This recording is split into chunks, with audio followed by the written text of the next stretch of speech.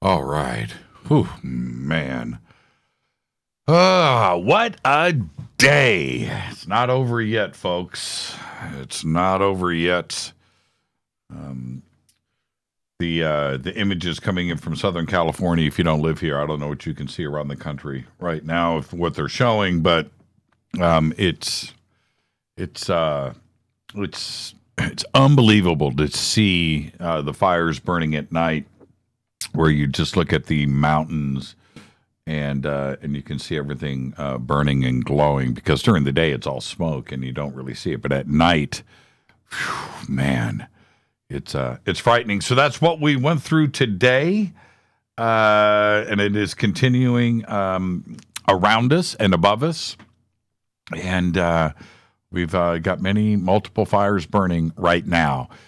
We are safe. We prepped all day. The evacuation orders at one point came about a mile, maybe a little less, when they were naming streets and talking about things and stuff. It's sobering. It's just like, what? That's close. So. And we posted pictures, and you can see exactly what we were dealing with.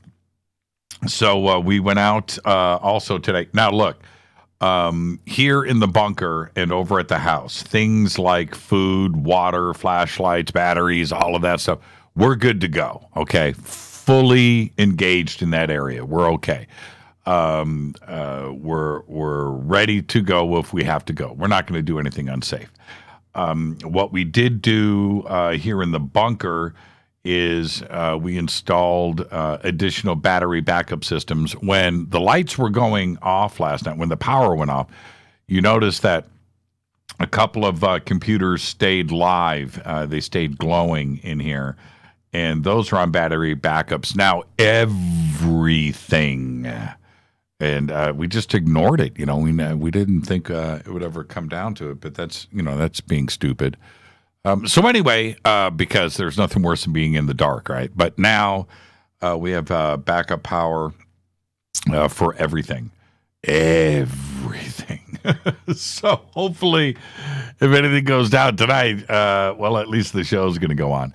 If we have to bail in the middle of the show, we will always be safe, and we'll let you know. Okay, and there you go. Tonight, Linda Moulton Howe is here, and we do this every single year with Linda right now. And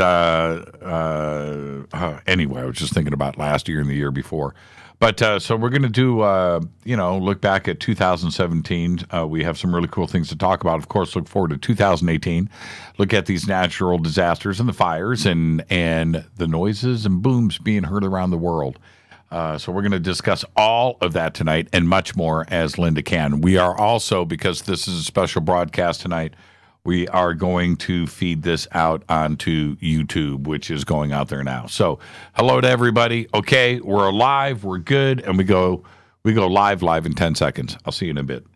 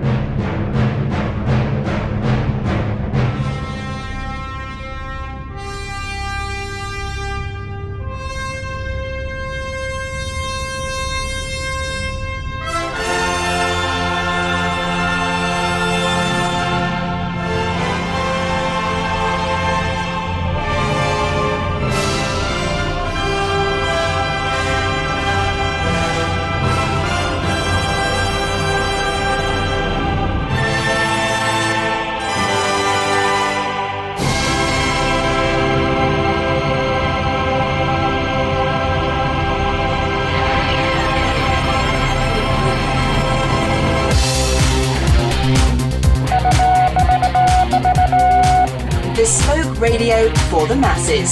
Headline edition, July 8, 1947. The Army Air Forces has announced that a flying disc has been found and is now in the possession of the Army. If the game is rigged, change the game.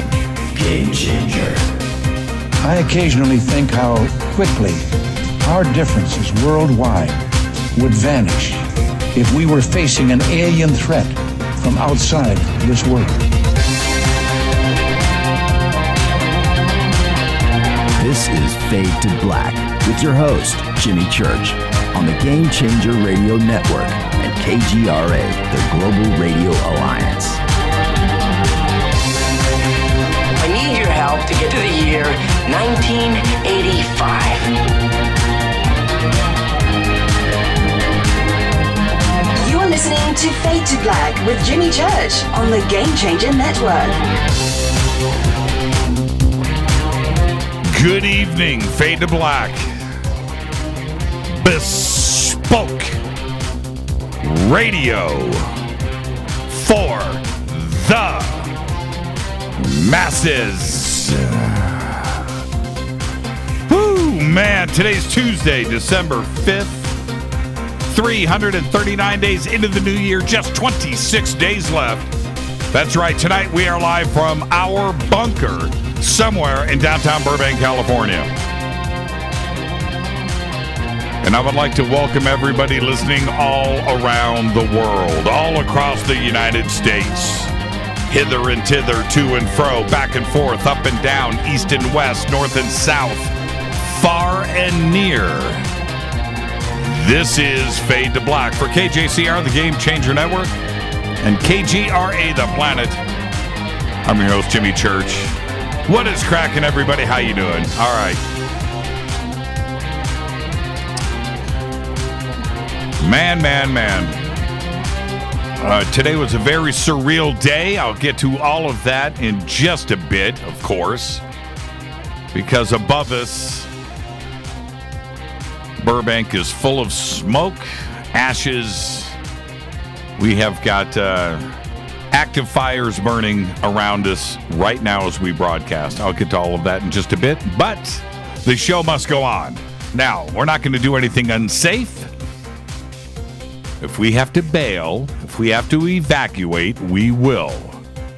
But until that point, let's try to get to the end of the show, because tonight we have very special guest, Linda Moulton Howe. All right, she's back with us. And tonight we're going to do a variety of things, but we're going to do a 2017 year in review kind of wrap-up show, because so much stuff happened this year, and things are going down right now with Linda and her reporting and her research. So we're going to discuss all of that tonight. And we'll take a look also into the future in 2018. And tomorrow night, everybody, David Icke will be here live from England. And we're going to discuss his new book, Everything You Need to Know But Have Never Been Told. That will be tomorrow night. Thursday is another Fader night and our No More Fake News room with John Rappaport, followed by open lines all night long. All right, you can follow us on Twitter at JChurchRadio, Facebook, YouTube, everything is Fade to Black, JChurch Radio. And you can go right now, follow, like, and subscribe. Tonight, we, because this is a special broadcast, we averted disaster today. More on that in just a bit. But because we are broadcasting in the middle of these fires here that are going on in and around Los Angeles and above us right now, we decided to broadcast on YouTube. I want the widest reach that we can out to our listeners tonight, listening live, and it's been a crazy day. The news coverage, what is going on, and in and around Los Angeles. We go through this every single year. We do. We go through the Santa Ana winds. We go through, a drought. We do live in the desert. And things always catch on fire. And even though it's pretty cool temperatures outside, that has nothing to do with the fact that there's like zero humidity, dry winds, that are blasting somewhere between 30, 40, 50, 60, 70 miles an hour. And every year, this is what results.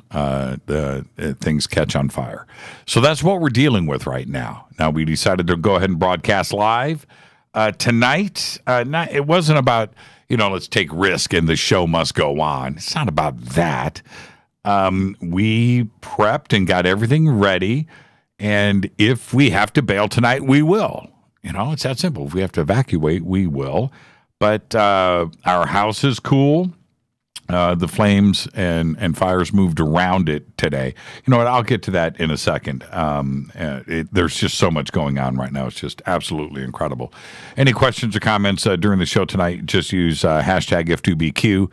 If you want to follow us on Twitter, you can do that. Hashtag F2B is the sandbox. All of the chat rooms are open over at Spreaker and, of course, KGRA, The Planet. You can also email throughout the show, Jimmy@jimmychurchradio.com. Now, we have been dealing with these fires burning all over Southern California. And as I speak to you tonight, we've got a huge fire burning right now above us. They're calling that, it's right next to Burbank. They're calling that the Sylmar fire. It's just in the mountains right here behind us. And Sylmar's the next city above us. There's another one kind of in between called Sunland. And then down below that, there's a place called Hanson Dam where there's a golf course and stuff, and that is in between us and Sylmar. And that right now, the fire has now gotten down into that and is burning on that golf course. Pretty crazy. Now, that's that fire, right? Just north of that in Santa Clarita, that fire is out of control. It's got 5% containment right now. It's now exceeded 5,000 acres. The one above us, when I say above us, I just mean like right here on top of us, that's 11,000 acres burned, 0% contained. Okay? So throughout the day today, 30 houses have burnt there. I have no idea how many homes have burned out in Ventura. That is also 0% contained. 50,000 acres, over 70 square miles have burned.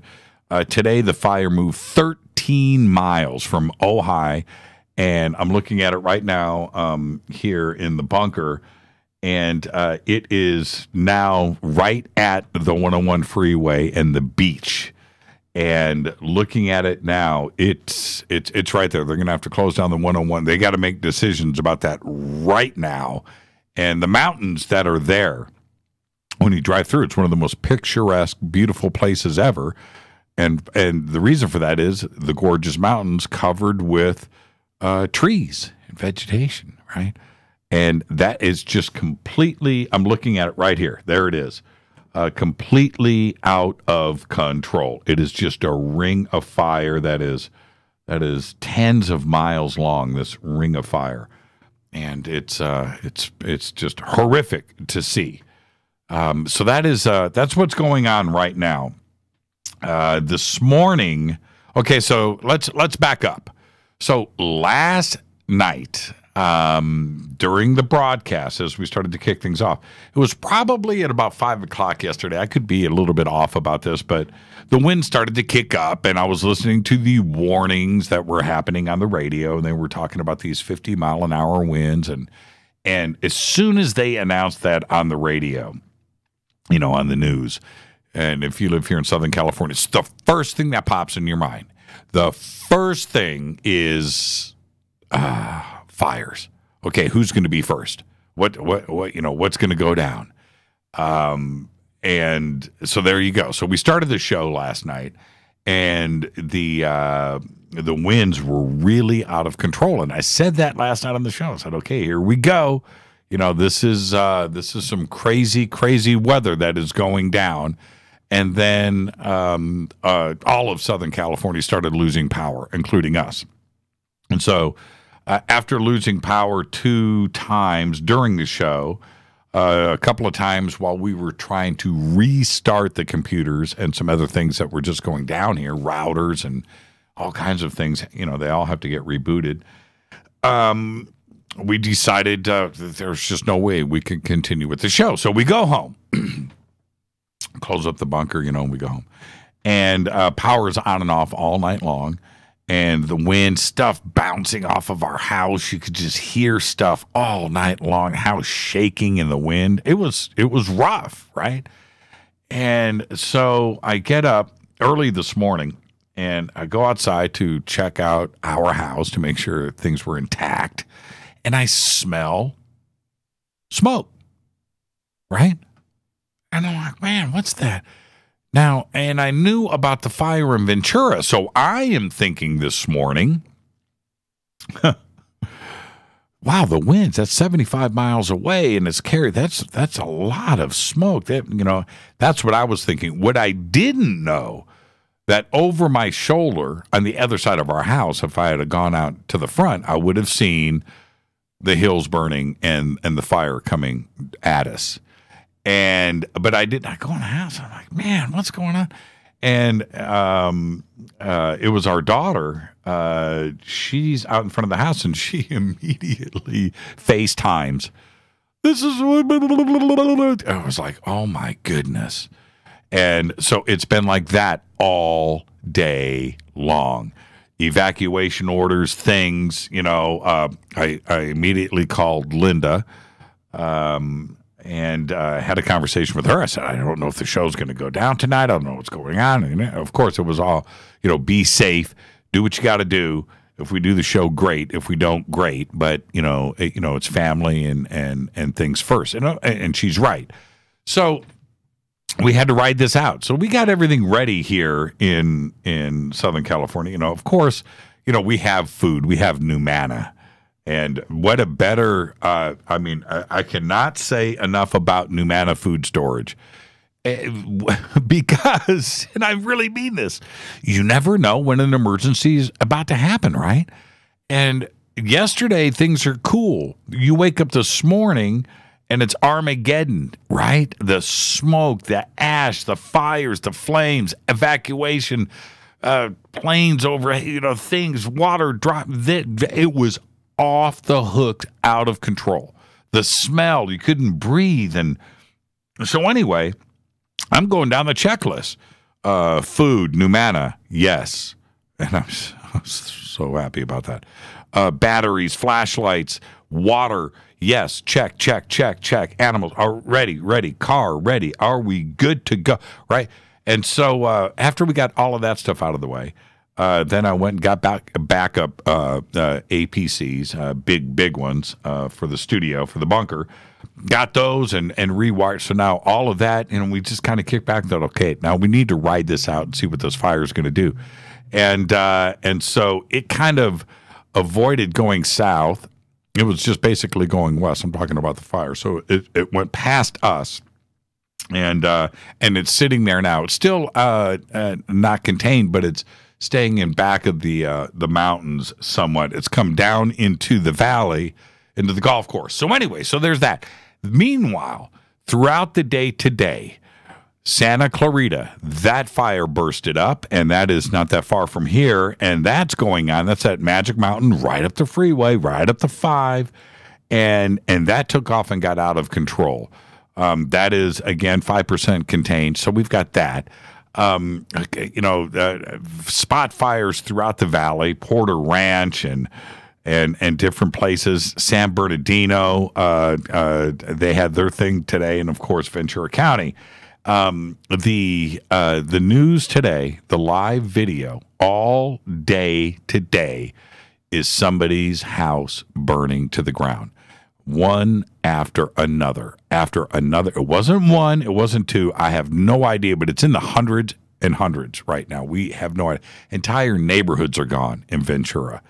Right here where we live, 30 houses burnt down today, and there's no telling what's going to happen overnight and what we're going to see in the morning. Waking up this morning like we did, you go to bed one way and you wake up and your day is just flipped upside down like it was today. And again, I have been running, and so is Rita, since about 7 o'clock, and it's 7 o'clock at night. So no breaks or anything today, just to get through and make sure that our families and those around us were safe. So, this morning, this is what kind of tipped things off. So while the news of the fire and the smoke overhead, we posted all the pictures on Facebook and Twitter, so you guys have seen that. I shot some video today too. I just decided not to post it. But with all of that, I'm out in front of my house, and we had trash cans that were blowing all over. And I looked down, and there's shingles on the ground. And I was like, oh, no, not the roof. And I walk out, go across the street, look back, and our roof was fine. And I look over at my neighbor's house, and his roof is gone. It's just like, man...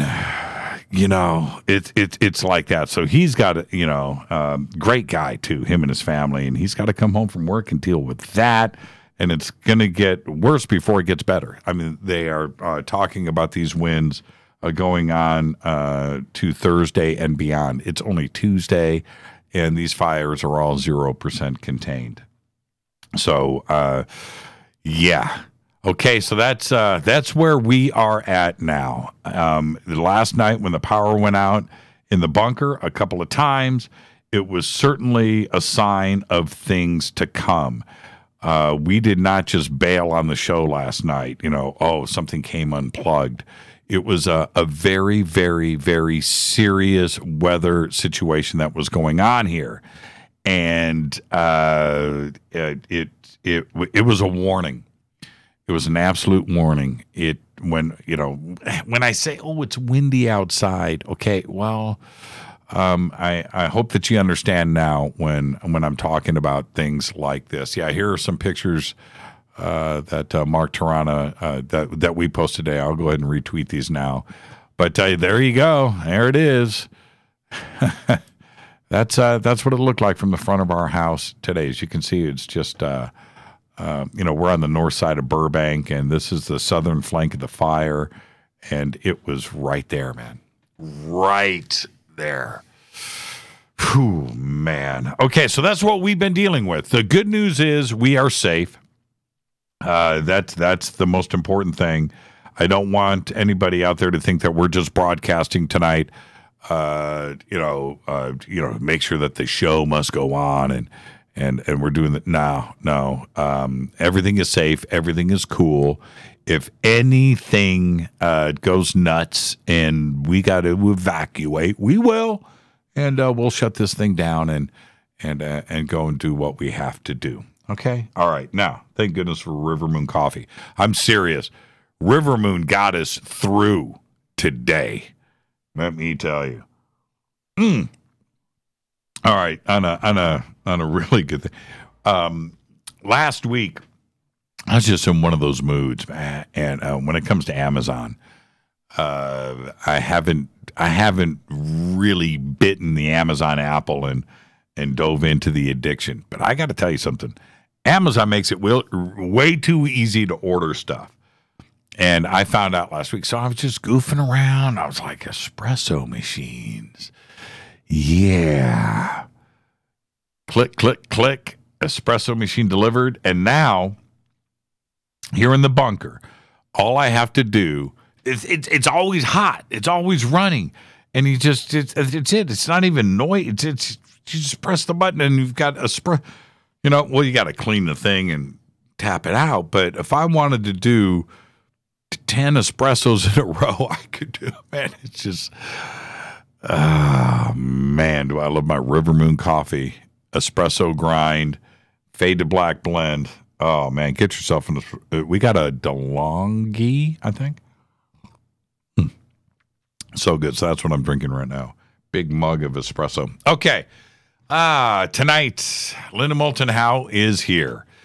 She is live, and she'll be with us in a few short minutes. I want to remind everybody a few things going on. Our next event will be the Conscious Life Expo with Linda Moulton Howe, February 9th through the 12th, 2018 at the LAX Hilton.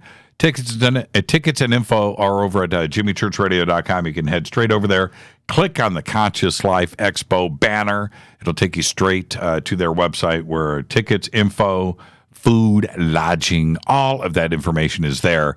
Friday night at the Conscious Life Expo, I will be hosting the Ancient Aliens panel, and Linda is on that panel every year, and it's great. I think this is the third year now that I've done this panel over there, and this year we have Linda, we have David Wilcock, Corey Good, Jay Widener, and William Henry, all stars on Ancient Aliens. And there you go. So Linda will be here tonight, and she will be at the Conscious Life Expo coming up February 9th through the 12th. Go and get your tickets. We would love to see you there. Don't forget to subscribe to our podcast. We have over 750 archive shows, custom apps, Apple, Android. All you got to do is go to the Apple Store, Fade to Black right there, click, boom, download. You can do the same thing over at the Google Store. Download your software. Head over to Libsyn, $2 a month. Get your account done. $2 a month. And you've got archives. Somebody sent me an email last week, and in the email it said, I don't know, it can't be right, but the email said something like, it would take 15 years to watch everything in your archive. And I stopped and thought about that. I thought, 15 years, that's a long time. And then just realized we've only been on the air for 4, right? Is this fourth year, fifth year? It can't be 15. But I suppose if you did one a week, yeah, that would be 12 years. If you did it once a week, it would be 12 years of shows. And you get all of that for just $2 a month, okay? And you can also become a Fade or Not. If you go over to our membership section on our site, you can do whatever you want. You can just become a Fade or Not, no charge, right? And you get the bunker cam on Thursday nights and an email to me and all kinds of stuff. You can go all the way up and do whatever you want. Commercial-free downloadable archives. You can get autographed hats and T-shirts and all of that fun stuff. Become a Fade or Not today. Help support the show. And while you are over on our website, don't forget to visit all of our sponsors. This is Christmas. It's December. So you have the opportunity here with all of our sponsors to get the gifts that keep on giving. Life Change Tea, right?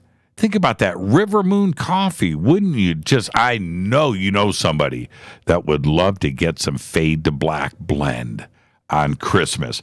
New Pharma. Get somebody some relief, right? The foundation, the drops. That's what I do. I do the drops from New Pharma. That's a great gift. The Numana Food Storage. Give food to somebody. Emergency food supplies. Go to Numana, $100 Christmas gift, and you are going to get an autographed Fade to Black T-shirt. Think about that. Bearing Optics. You know somebody that wants night vision. It's Christmas. Go visit all of our sponsors and get those Christmas gifts, the cool ones. And if you want to, T-shirts and all of that from the Fade to Black website, I think you can also gift a subscription, right? You can do that too as well over on our membership area. Okay, let's get this show cracking. Linda's going to be here in just a second. I do want to say happy birthday to today, Little Richard. Little Richard is 85 years old. Okay, Naomi says 766 episode by 3 hours, 2,298 hours. That is 95.75 days. Yeah, 24 hours a day. Could you imagine that? 24 hours a day for 96 days. That's I think they deem that illegal. That's some kind of illegal torture. That's like waterboarding, forcing somebody to listen to Fade to Black 24 hours a day. Little Richard today is 85. On this day in history, OTD, 1945, it went down because at 2:10 p.m., 5 U.S. Navy Avenger torpedo bombers comprising Flight 19, take off from Fort Lauderdale Naval Air Station in Florida on a routine 3-hour training mission. Flight 19 never returned. It was lost forever in the Bermuda Triangle. Fader fact. This has been vetted. Fader fact. The world's most expensive phone number was auctioned in Qatar. That phone number was 666-6666. And it sold for $1.75 million in 2006. That, my friends, is a fader fact. Ah, man, think about that. 666-6666. $2 million. Who? Qatar, too, as well. That's the crazy thing. The previous record holder before that was sold in Beijing. That number was 88888888. $270,000. I can kind of see that. I can kind of 8888888888. All right. 800 number, I guess, for your corporation. Easy enough to remember. 88888888888. Right? Whatever. But 666-6666 for almost $2 million. Who's got that number? And it's in Qatar. You could probably dial that number. What is, you know what? Let's think about this for a second. Let's think about this. What is Qatar's country code? You get the country code, you can dial that phone number. That means somebody will pick it up in Qatar. Should we do that? I can. This is Fade to Black. I'm your host, Jimmy Church. Tonight, Linda Moulton Howe is here. We're going to do a nice, calm, cool, and collected 2017 wrap-up show. We're going to look forward to 2018. She's got all kind. I don't want to know that 6666 person. And we're going to talk about the booms all around the world. There's more to that story than just the noise. We're going to do all that and much more tonight. Linda Moulton Howe. I'm your host, Jimmy Church, on the Game Changer Network and KGRA, The Planet. This is Fade to Black. Stay with us.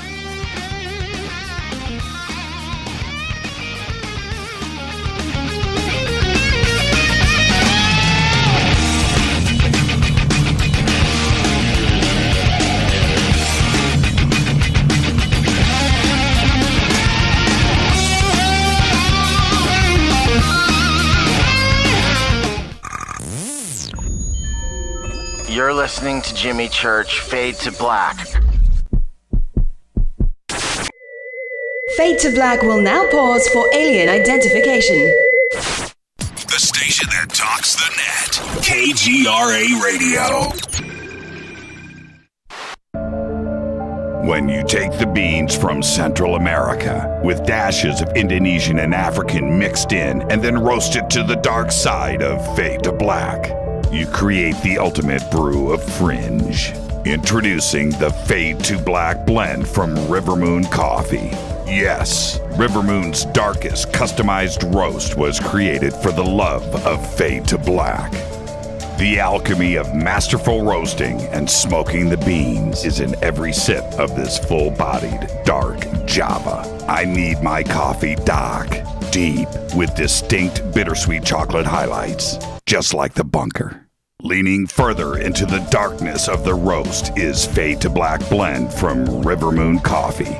Just click on the banner at jimmychurchradio.com and use the promo code F2BBLEND for 15% off of your order today. Go Beckley Teppy. So are you tired of being tired? Well, then it's time to get the tea. Hey, it's Lisa here to tell you about this all-natural, all-organic tea I've been drinking that has had great results for over 20 years. It's called Life Change Tea, and it's specially formulated to help detoxify and cleanse your kidneys, liver, colon, and blood all at once. The colon is one of the most ignored organs in the human body. The faster that waste is eliminated from the body, the less time that waste sits in our intestines, spreading toxins toxins to our bloodstream.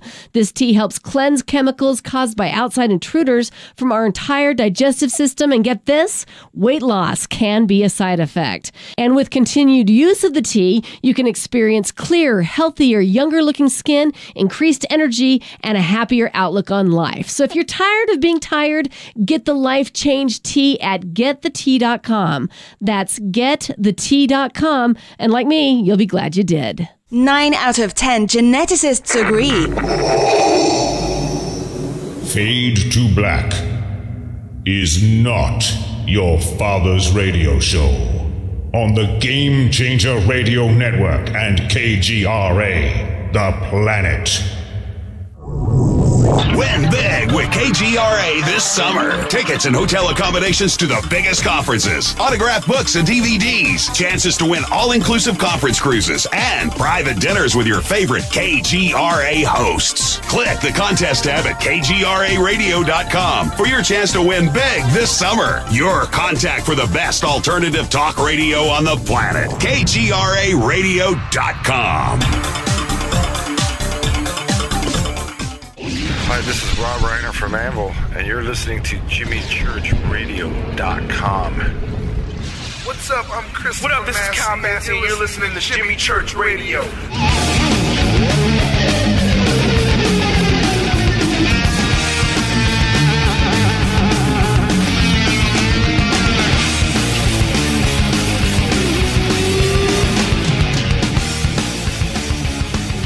All right, welcome back. Fade to Black. This segment of Fade to Black is proudly brought to you by Life Change Tea.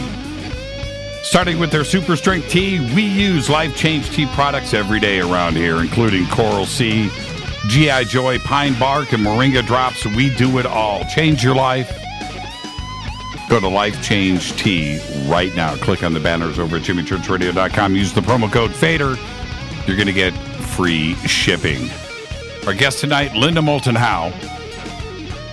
Always love it when she's on the show, and we always seem to, do this at this time of year with Linda, too, as well. And she's a graduate of Stanford University with a master's degree in communication. She has devoted her documentary, film, television, radio, and writing and reporting career to productions concerning science, medicine, and the environment. Ms. Howe has received local, national, and international awards, including 3 regional Emmys, a National Emmy nomination, and a Station Peabody Award. She produces, reports, and edits earthfiles.com. You need to start off your day every day over there at Earth Files. She has her own radio program with John Burroughs, with us over on KGRA.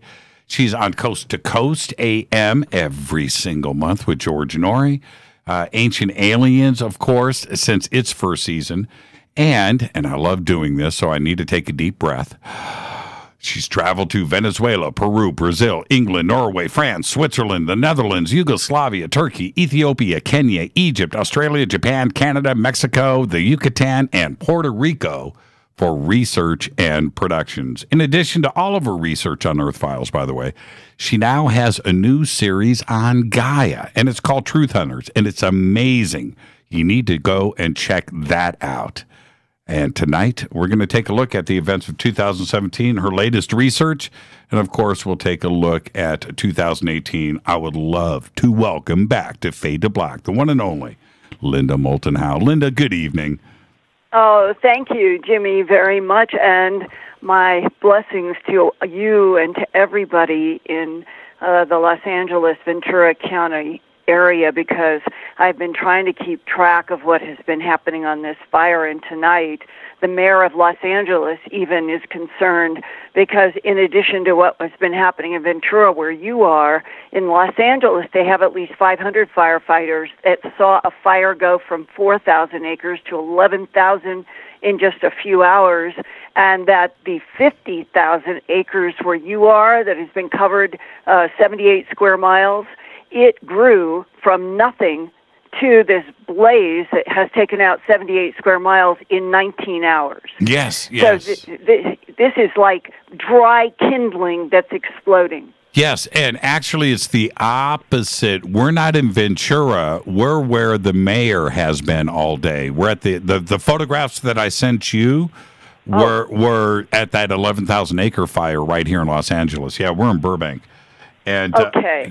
And it now this is what the audience doesn't know, Linda, that you and I at the crack of dawn this morning, got on the phone to discuss the show tonight, and I said, Linda, I need to tell you what's going on, right? And I didn't know. Rita and I slept through the night. The power was going on and off, and things were getting crazy.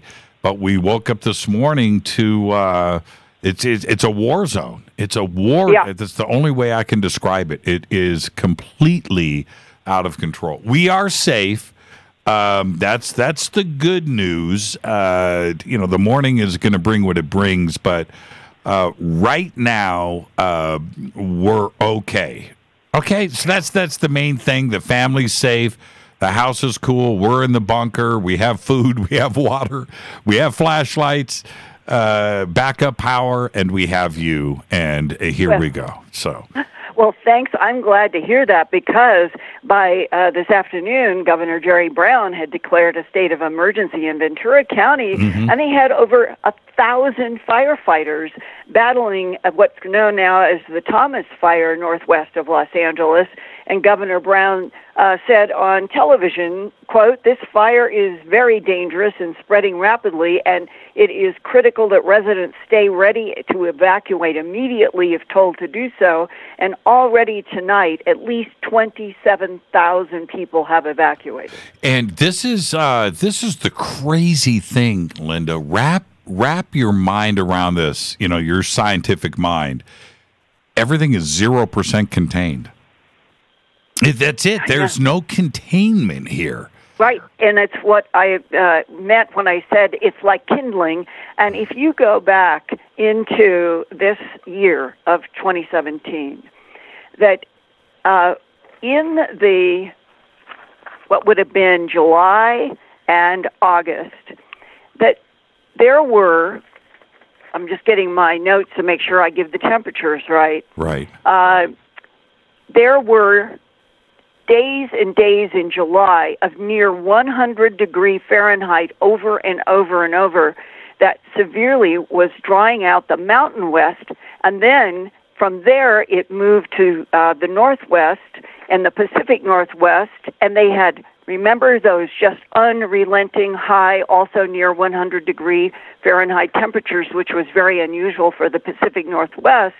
And then by the second week in October of 2017 in Sonoma County, north of San Francisco, 22 people died, 200 were reported missing, 3,000 homes plus were destroyed, and Santa Rosa's wine country has now suffered $1.2 billion in damages. And now we can add the still unresolved, evolving horror that is happening in Ventura and that fire in Los Angeles. And when you say why is this happening, it is because we are in a state of what is called global warming and the relationship to that. And that there have been science reports just in the last couple of weeks.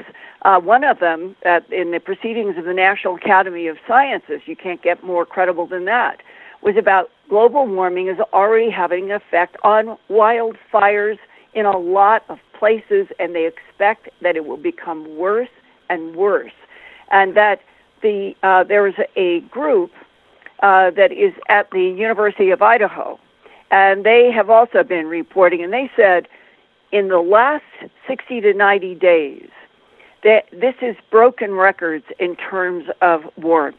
We had in the Albuquerque Journal today, on the front page, it was November was the warmest on record for Albuquerque, New Mexico, the warmest. And this is what, as you go through, and if you do Googles on why are there wildfires, what is happening, it is science paper after science paper and commentary about excessive heat that we have been getting in longer periods. And even if there was a lot of rain in 2016, which there was, it gets dried out so quickly when you get sustained temperatures in the 90s approaching 100.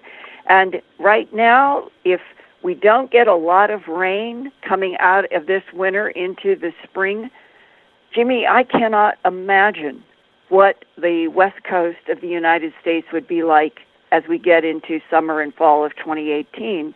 And this is something that I think we have to just stand up and face, that we have turned some kind of a corner in the climate and what is going to continue to happen, and that means that humans and political systems everywhere up and down the West Coast are now going to have to start thinking in terms of what to do to reduce the ability for fire to start and spread where there's populations. Just like on the East Coast and in Florida, they're going to have to cope with the new reality that they're going to continue to be flooded. And Miami is already being flooded for so many weeks out of each year. So you've got two coasts with two different problems, but it's all related to global warming. Isn't it amazing how, do you remember in your journalistic career, do you ever remember weather dominating the headlines like it has over the last 6 months? No, and if you go to like the Atlantic and the New York Times and some of the heavy hitters in journalism, they have been doing reports about why and what are the worries and where are we headed, and they're in the proceedings of the National Academy of Sciences. They are basically underscoring that we are dealing with a human-caused increase in global warming. And when people argue, well, up and down throughout the ages and the centuries, the planet has been warm, the planet has been cold, 3 or 4 times it's been an icy snowball. But here's the point that is left out in those arguments. There is no time in the record of this planet where we have gone up in temperature rise within 1 century at the rate and the rapidity, and it's related at the same time, the parallel track. It's the compression of time where all this is taking place. And when you look at graphs from the 20th century to the 21st century, in 100 years, it's a spike. And there are these graphs at NOAA and NASA and other websites that will show you how it spikes up. It's the rapidity. We're doing this to ourselves in a very compressed moment in time in the Earth. And that is why it is crucial that we try to do something to address CO2 and methane emissions.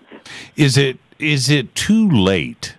Have we gone too far with Mother Nature now, pushing this, that maybe we can't even reverse things? What do you think? Well, I had Kevin Trenberth from NCAR, the National Center for Atmospheric Research up in Boulder, on Earth Files and Coast to Coast.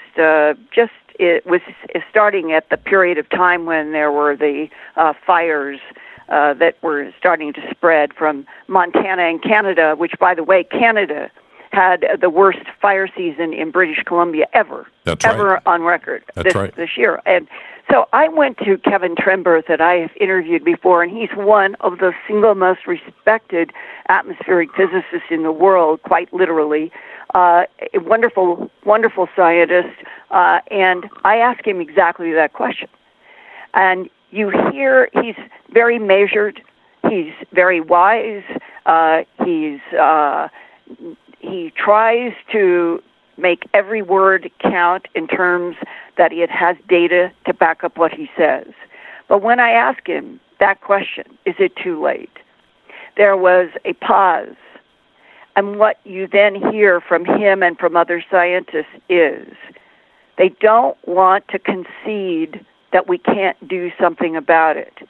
But they always say that for the rest of this century, it is going to be constant change that is going to be impacted by increasing global climate warming. And that means that in a way the answer is we can't stop it at this point. unless we did a huge, I'm going to say we put a huge stop on CO2 and methane, and I don't know how humans would ever do that.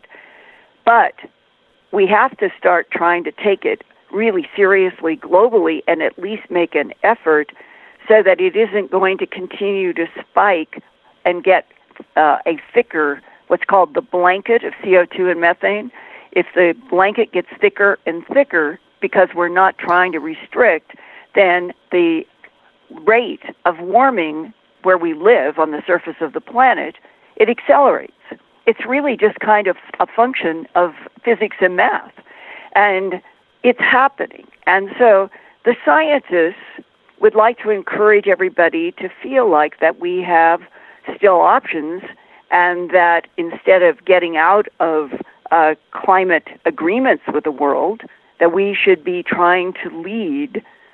How are we going to get a handle on having a progressive and exciting future to the end of this century while still being, I guess I want to say, saviors of our own selves and our own planet by taking this seriously and trying to come up with ways that we could cut back CO2 and methane. And right now, from everything that I read, the people that I do interviews with, it's more and more frustration because there are some political groups in other parts of the world that are really trying hard. And then there are other large countries, and this one's included now, that are not on the, we'll say, the same square of trying to get collaboration country to country to take this seriously and come up with increasing numbers of ways that we can stop contributing so much to the atmosphere. And there is both the question and, in a way, a kind of mystery. Are we humans for the rest of the 21st century? Are we going to be with kind of blinders on because we don't want the hard facts to be real? Are we going to go forward the rest of this century in a kind of denial where everybody says, well, the United States had a period of time where they burned coal and it's their responsibility, and now we need to burn coal? We can't do that anymore. It can't be the provincial, tribal approach to what we're doing with energy and contributing to the atmosphere. We've got to turn into a planet sort of one species that understands some of the physics and the consequences of what we do as a 7.2 billion and expanding civilization instead of tribal warfare. And if looking over at a neighbor and saying, you got to burn coal, so I want to burn coal. We have to get past that in order to survive. And that, I think, in the answer to your question, and it's what Kevin Trenberth tried to deal with the complexities of this, that we are past the point of being on a planet where we could live as they did 100 years ago without worrying about consequences. That is the big change. The consequences are now being rubbed in our face by what is happening with wildfires and desertification and flooding in Miami that's going to get worse, and the problems of the migrations of humans in Bangladesh and other parts of this world now that don't have food and are having to move in the hundreds of thousands. That is a reality that wasn't here 100 years ago as well. And then I have this weird thought. Go with me on this for a second, Linda. Just go with me. I have this weird thought. There's part of me that wants to see Antarctica melt so we can see what's underneath it, right? So they can't hide it. You know what I mean? But we can't have both, obviously. But they are hiding something down there, and I think that they are really frantic right now with the melting that is going on, not only in Antarctica, but Greenland. And I read, what was it? Was it in Chile? The part of this glacier just cracked and fell off. And I'm like, okay, we're closer to them not being able to hide anything from us, but we're getting it at a cost. You know what I mean? Yes. Oh, yeah, because we had that big Ross Glacier came off this summer, that big break. Right. And behind it, even though this Delaware-sized chunk of ice, which is apparently also melting faster than they thought, behind it, it was, we'll call it floating on the water, the way you would have an ice cube in a glass, and your water in your glass doesn't overflow because the water and the ice cube have a physics trade-off in that volume that's inside of that glass. But if you take that analogy and you say that behind where the Ross Glacier fell, there is a huge volume of ice that is on land. It is all of that ice that is now the pressure holding it back has been released somewhat by the collapse of this big chunk of ice into the ocean.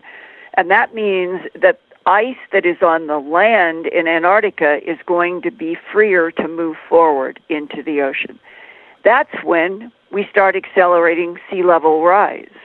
And the fact that the melt seems to be going more rapidly than they expected, it needs to be also addressed in this way. You will hear other people who will argue, oh, well, but there have been ice buildups in Antarctica and there are areas where they've had thicker ice. It's all part of the same computer programs that have been analyzing what would happen if we had X percentage degrees increase in Fahrenheit over a small period of time.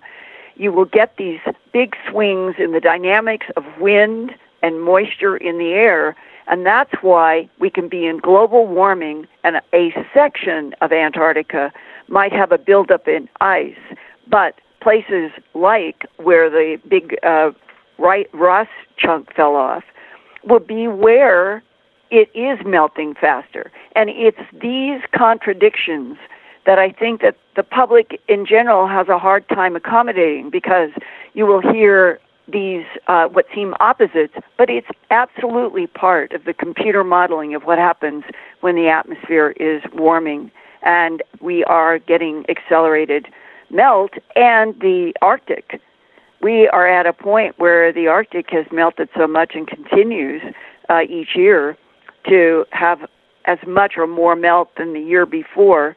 And already there have been some headlines about Russia and some other countries that are looking to doing permanent trade areas in the Arctic. And so we're getting into geopolitical potential of geopolitical territorial conflicts just about things like sea lanes, where places like the Arctic are opening up as they've never been in human history. This is the reality that we're in. Nothing is going to go back. Like they say, you can't go home again.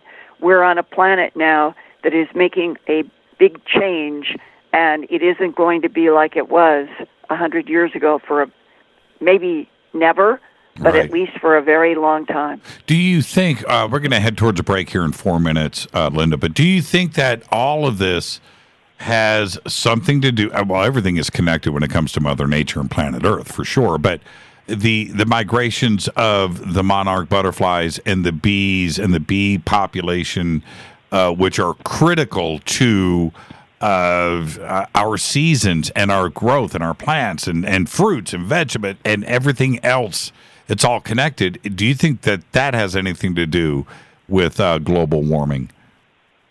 Well, the problems with the migration of the butterflies is 2 or 3 pronged. The overuse of insecticides in the United States, combined with changes in temperatures that come at the wrong times or are incompatible with what have been the centuries-long migration of those beautiful butterflies. If they get caught where it's warm and then it goes cold suddenly, which has been, the dynamics are swinging more than They go from cold to hot, and these kinds of swings and dynamics can end up trapping something like hundreds of thousands of butterflies trying to get from the United States down south. And the pesticides, they need to eat milkweed, and in many places milkweed is decimated, and that means that there is no food for the butterflies, and that goes to pesticides. So we have several problems.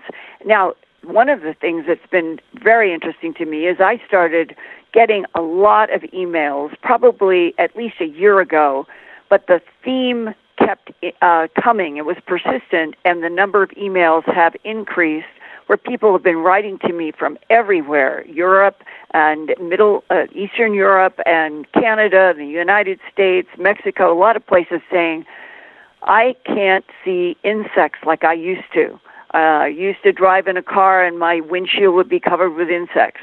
Well, there's a German science group, and they have been, in fact, investigating and finding that the numbers of insects in Europe, where they have been doing studies, in some places are down, Jimmy, 86%. Wow. Okay? Wow. Now, what would happen, literally what would happen, if we lost the valuable insects that are the food for birds, and they are the containment on so many other kinds of scourges in the environment? We need insects. What happens if they disappear? Well, there was a scientist in Germany. He was asked exactly that question by one of the news media there, and he said, with tongue-in-cheek, I would suspect that the vertebrates will go extinct before the insects. Well, that's you, me, and everything that has skeletal bones. And it was like he was making a wry joke. Yeah, the insects are on their way out, and the numbers compared to what might happen to humans and mammals and everything that's vertebrate, we might end up being extinct before the insects. Now, what we're going to have to start monitoring, I think, more carefully is, as we get into 2018, I think there are scientists preparing those kinds of investigations. Are there regions in the United States now where there really are not insects? And what does that mean if it keeps expanding? I think that is one of the environmental mysteries now, and it's related to changing climate and pesticides again, because we know it is the nicotine-based pesticides that have been doing in the bees from 2006-07 when the first terms of colony collapse disorder occurred. And I did an interview with Dave Hackenberg in Pennsylvania. He was the guy who went to the University of Pennsylvania and said, I've just lost 80% of my honeybees. Please find out what is wrong. And it began there. And when I did an interview with him, that February of 2007, after he had done that report at the University of Pennsylvania, he told me in that interview that he and other honeybee growers in Pennsylvania, talking among themselves, they were all saying the same thing. We think it is the then new nicotine-based pesticides that are killing our bees. And now in 2017, there have been so many tests that finger the nicotine-based pesticides as being a huge killer, down to a sensitivity, meaning you could reduce the nicotine-based pesticide down to something at molecular levels, and it's still going to have an impact on honeybees. They're that sensitive. And Italy, France, parts of Europe, they are banning.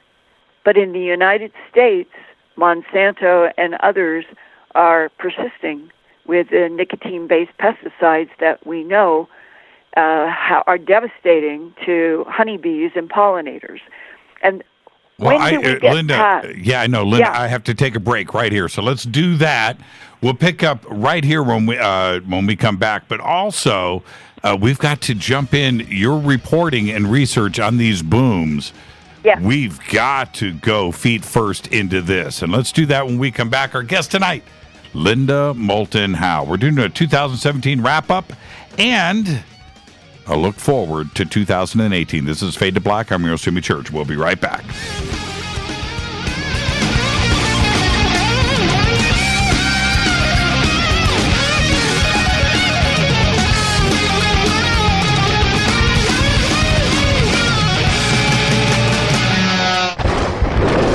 This is Fade to Black with Jimmy Church on the Game Changer Radio Network and KGRA, the Global Radio Alliance. This is KGRA Digital Broadcasting Station, Salt Lake City, Utah, Van Buren, Arkansas. Hello, Fadernauts. This is Jimmy Church, and I'm introducing New Pharma, a company whose products are based on science. Human function based on the endocannabinoid system, or ECS. New Pharma firmly believes in this science, and their research indicates that support of the ECS provides the beneficial effects for a healthy lifestyle. New Pharma's science includes relief capsules for pain relief, sleep capsules, which are natural support for occasional sleeplessness. Foundation is support for your ECS, and Fit capsules support your active lifestyle. Just click on the banner at jimmychurchradio.com and use the promo code F2B for a 33% discount on all of their products. Or visit newpharma.com for all of the knowledge on the science. That's GNUpharma.com. Go back, Lee Tappy. Hello, I'm Katie and you're listening to my main man, Jimmy Church, on jimmychurchradio.com. Hi, this is Ray Hobbs here, repping the planet, and you're listening to my good friend, Jimmy Church, Fade to Black, on the Game Changer Network and the KGRA Digital Broadcast Station. This is Toby Kebbell. You're listening to jimmychurchradio.com. Don't hurt me, Jimmy. I'm only little. Hey, I'm Adrian Grenier. And this is Ari Gold. We're the Honey Brothers. Yes. We are of the Honey Brothers. Hey, I'm Adrian Grenier. And I'm Ari Gold. We're the Honey Brothers. And you're listening to Jimmy Church. The Revolution. Ancient Life Oil. Life-changing. The real oil. CBD is truly Ancient Life Oil from the source. This oil has no psychoactive effect and is also legal in all 50 states. When you're healthy, you're happy. The truth about this wonderful plant is that it wants to give back to mankind life, longevity, and happiness. Ancient Life Oil are golden grade, all organic, non-GMO, and infused with high-quality liquid coconut oil. It's simple. Just go to ancientlifeoil.com today. That's ancientlifeoil.com. The best, purest, organic, and non-GMO CBD in the world. Go back, Lee Tappy.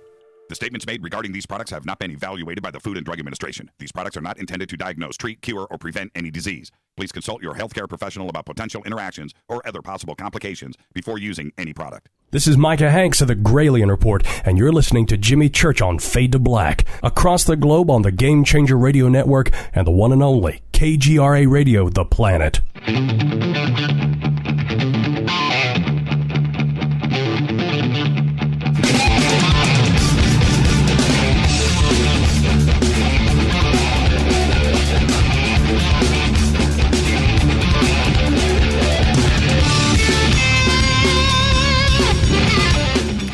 Welcome back, Fade to Black. I'm your host, Jimmy Church. You can follow me on Twitter at JChurchRadio. You can also follow Linda at Earth Files on Twitter. This segment of Fade to Black is proudly brought to you by River Moon Coffee, makers of the Fade to Black Blend. Use your promo code Fade to Black Blend, and you will get 15% off on your order. Just click on the banners over at jimmychurchradio.com. Now, Linda, and you and I remember a couple of years ago, you and I, you know what I wanted to mention before I move forward? We're going to be at the Conscious Life Expo together again this year, and and we will be, you're going to be on, the panel, Ancient Aliens panel on Friday night. Right. That's going to be great, but No Jim Mars this year. And so this is, and... Yeah, God bless him, but I really think he's out there in another dimension still interacting. And so we're going to do a tribute to Jim Mars at the Ancient Aliens panel, and I was thinking about something today about that, and do you remember, this is for the audience to enjoy, I think it was probably 4 years ago. I'm not sure where we were at, but you, Jim, and I it was at night, and we were standing under a tree, and we were, three of us were talking. I think Don Schmidt was there, too. And we were talking, and this is what is funny. The audience is probably imagining you, Mars, myself, and Schmidt standing there talking about UFOs. We were talking about our family. We were talking about health. Do you remember that? We were just talking about life. And I think we were down in Roswell. Yeah, we were somewhere. It was under a tree. That's all I remember. And and what a great moment that was. And we were all together there. And I just miss that guy. And I look forward to our time together at Conscious Life, where we could do a very fitting tribute to Jim Mars. Yeah, one of the funniest, best people ever. And from 1989 until he went to another dimension this year, he and I, if we were colleagues in content, he would call me up with, "You've got to call this phone number right now." And the most he would say is, "And this is going to be a woman in Texas, and Linda, honest to God, she has seen her best friend transfer from a human into a reptile." And that was quite literal of something that happened a few years ago. And we knew each other well enough, and we did so many interviews with people and exchanged material that he could do that. "Linda, you have to call this number right now, and this is who you're going to be talking to." And so it was fun as well as very serious, because I really do think that Jim in Crossfire did the first real penetrating, I'm going to use the word, bigger truth about what had happened around the JFK assassination than anybody had done to that point. No doubt. Because Jim, like myself, what we honored and honor is the pressure of fact in a political system that seems to always want to hide the facts. And that's where Jim and I really were on the same page, and it was really fun to work on various subjects with him. I remember he told me a story one time about the two of you driving around like Colorado and New Mexico in a pickup truck chasing cattle mutilations. Do you remember doing that with Jim? Well, I think I know that John Lear and I traveled in a pickup truck with some people from, I think we started out in Denver, and I think it had been a conference, and we went to Albuquerque, and then we went further south to Roswell. And I know I did that with Lear, and I talked with Jim about that whole trip and who we were interviewing.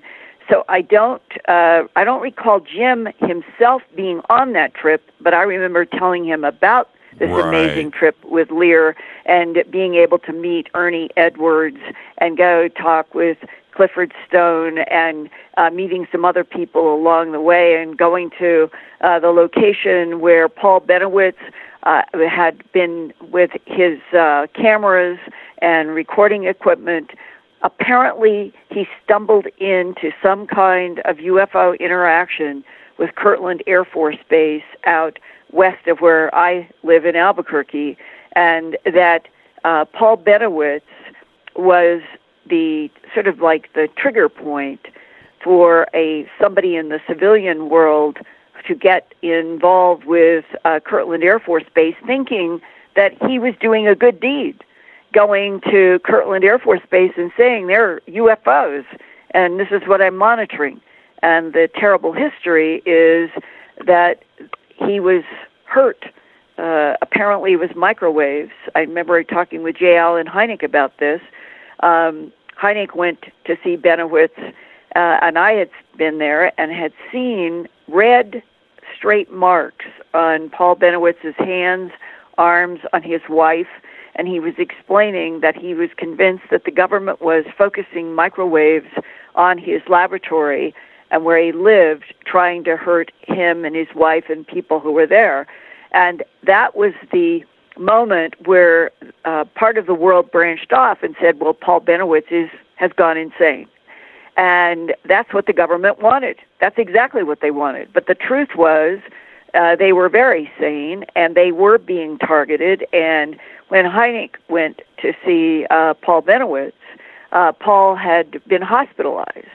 And Hynek came up to Denver to see me with a good friend of his, Richard Sigismund, and we went to dinner. And I remember it was the first weekend in August of 1985, because the next day I was leaving for Addis Ababa, Ethiopia, to produce a documentary for UNICEF on child survival there, and that night is the demarcation that Hynek, in August, that first week in August 1985, did not know that he would be dead by April. None of us did. And it was he had prostate cancer, and apparently something had spread to his brain. But what makes this whole story this much more melancholy is that his friend Richard Sigismund and I and Alan did not know what his fate was a few months later. But in that discussion in August of 1985, he was talking about what he had seen with Benowitz and his wife, and he was convinced that they had suffered physical harassment by some kind of microwave energy. And he talked about that he knew for a fact that there had been discs and bodies retrieved and that they had been held underground in Norton Air Force Base in California. And he was talking to us about that as if these were facts that he knew. And we got to talking about why the suppression, and he said, I feel embarrassed in my life that as an astronomer that I was roped into being used by the Air Force to come out and say in Michigan it was swamp gas or some other term that he really didn't believe, and that now at that point in his life he really wanted the truth and he really wanted to see the craft, he wanted to see the bodies. And this Jimmy was the exact tone of J. Allen Hynek, who had been an astronomer at Ohio State and Northwestern and worked on with the Air Force on the what we all know now was a phony Project Blue Book to get the public and the media off the Air Force's back, while the government was always and never stopped investigating the real UFO ET side of things.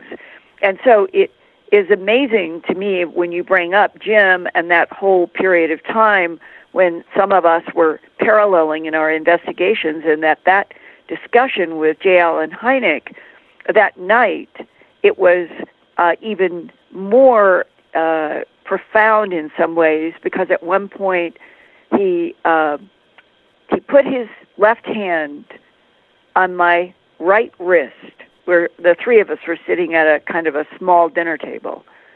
And he looked at me and he said, Linda, do you think I will be vindicated in my lifetime? And he had tears in his eyes.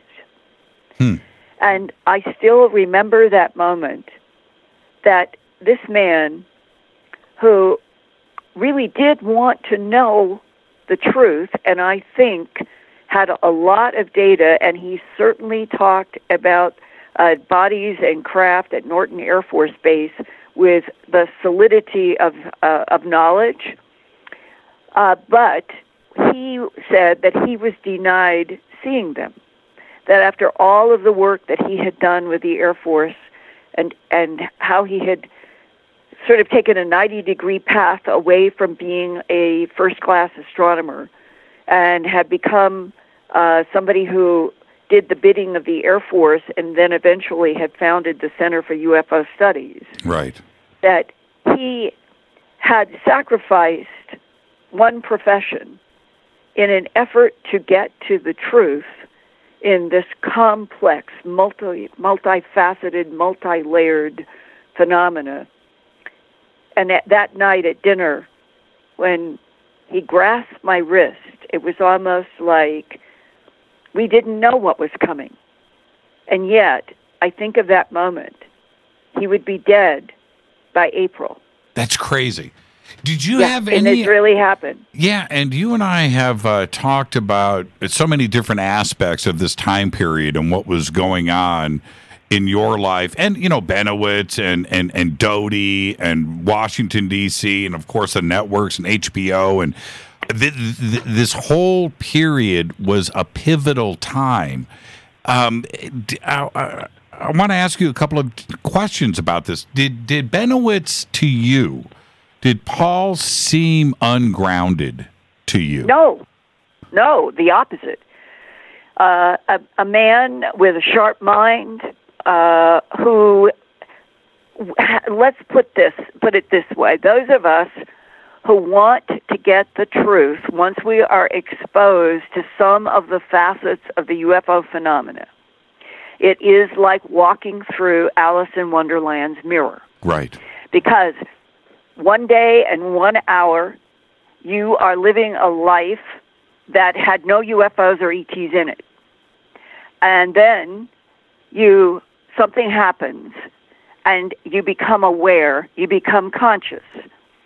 And in that moment, you want to know the truth, you want to see the craft, you want to meet the ETs, you want to know about them, I wanted to know why animal mutilations, why human abductions, why so many different types described by so many people, what would be the alien presence, goal, and agenda on this planet in which the surface life, anyway, was dominated by Homo sapiens sapien.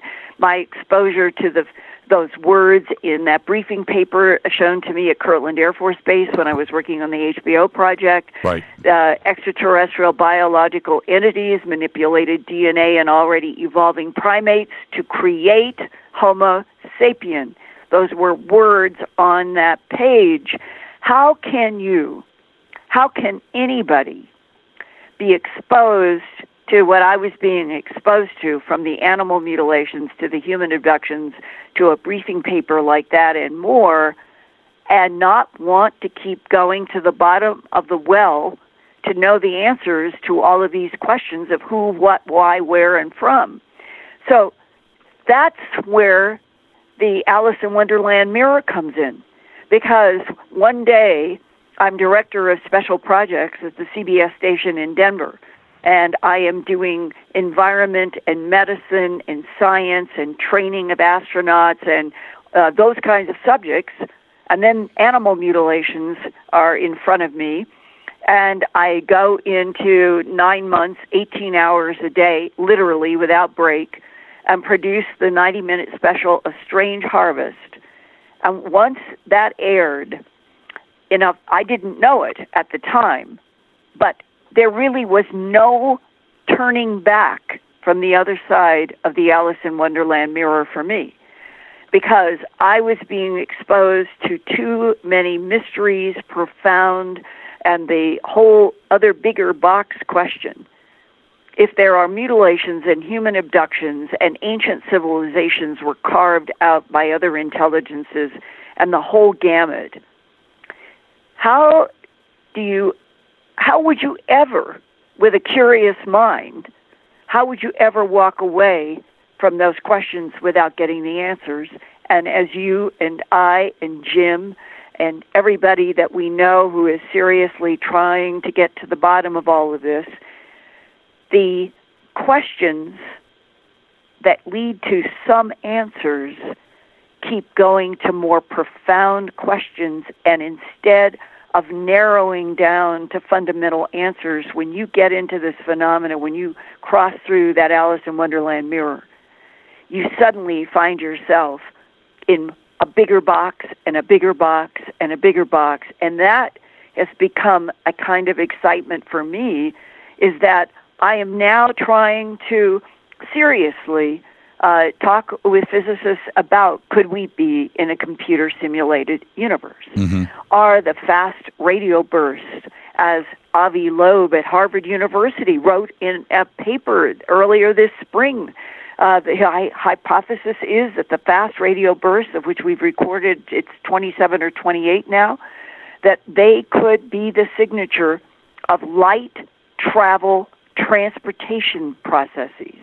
And he uses those terms in his paper, and he's chairman of the astronomy department at Harvard University, and he is on the board of directors for Starshot. And Starshot is the growing program in which we are going to try to launch small, lightweight, but extremely intelligent. This would be a space application of artificial intelligence, like taking an iPhone and maybe putting it on steroids, but it will still stay small, and it will be launched maybe from the moon, because then there would be less atmosphere, and they're going to try to get Starshot in these first launches headed toward Alpha Centauri, 4 light years, the closest star and planet system. And if they can launch the first launch and get one of these smart AI space traveling machines going at 30% the speed of light, they could get it to Alpha Centauri to do measurements and photograph and all of that, maybe in 15, 16 years. And while that's happening, the idea is each year we would keep progressing in our ability to launch the AI to, let's say, 50% the speed of light, then 70% the speed of light, then 80% the speed of light.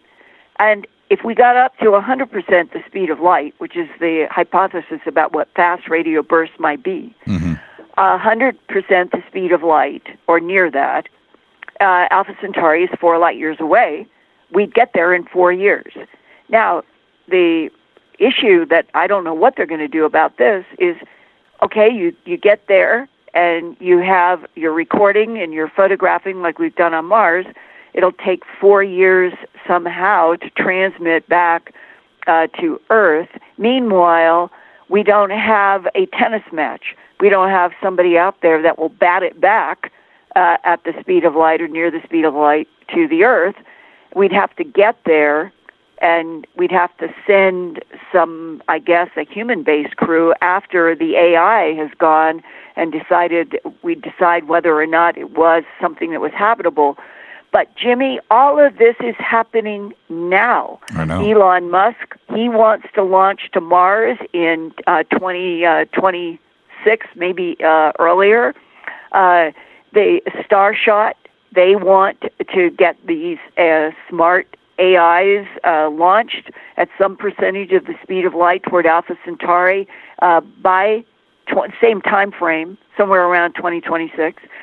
And it's like, in spite of ourselves, in spite of all of the geopolitical problems, environmental issues, Homo sapien, humanity, seems determined, maybe destined. We're going out into our solar system. We're going to head out toward Alpha Centauri. The space age is upon us while we are trying as surface creatures on Earth just to survive ourselves. What a schizophrenic civilization we are. Would you, Linda, be straight with me? It's the end of, you're there with J. Allen Hynek. It's the end of Close Encounters, right? You're at the top of Devil's Tower. Do you get on that spaceship? Do you go and hang out? Do you leave Earth if you had the opportunity? Would you go? Oh God, I remember exactly in 78, I think, when Encounters came out, the Spielberg film. Right. And I remember this was before 79. This is before I go through the Alice in Wonderland mirror into trying to understand UFOs and ETs and animal mutilations. That didn't come until I start doing the film A Strange Harvest in September of 79. So I remember distinctly being in a movie theater watching encounters, and at the end, with all those orange-suited astronauts going into that big, huge UFO, oh my God, yes. I wanted to go and see the universe. Absolutely. I was so jealous of Richard Dreyfuss. I wanted to be... I would do it. Now, this is what I said, though. I said this last month. We were talking about it here on the show. And this is what you know what would really determine if I got on the ship or not? Now, don't laugh. No, you can laugh. Food. I want to make sure. I want to make sure. I couldn't help but laugh. Yeah, right. Because, you get on the ship, right? And you're all excited, and you sit down for your first meal, and it's some crazy thing, right? It's like, okay. Reality check. What are we doing with Xerox printers today? I know, exactly. We're making organs. We're making jewelry. We're making fine precision tools.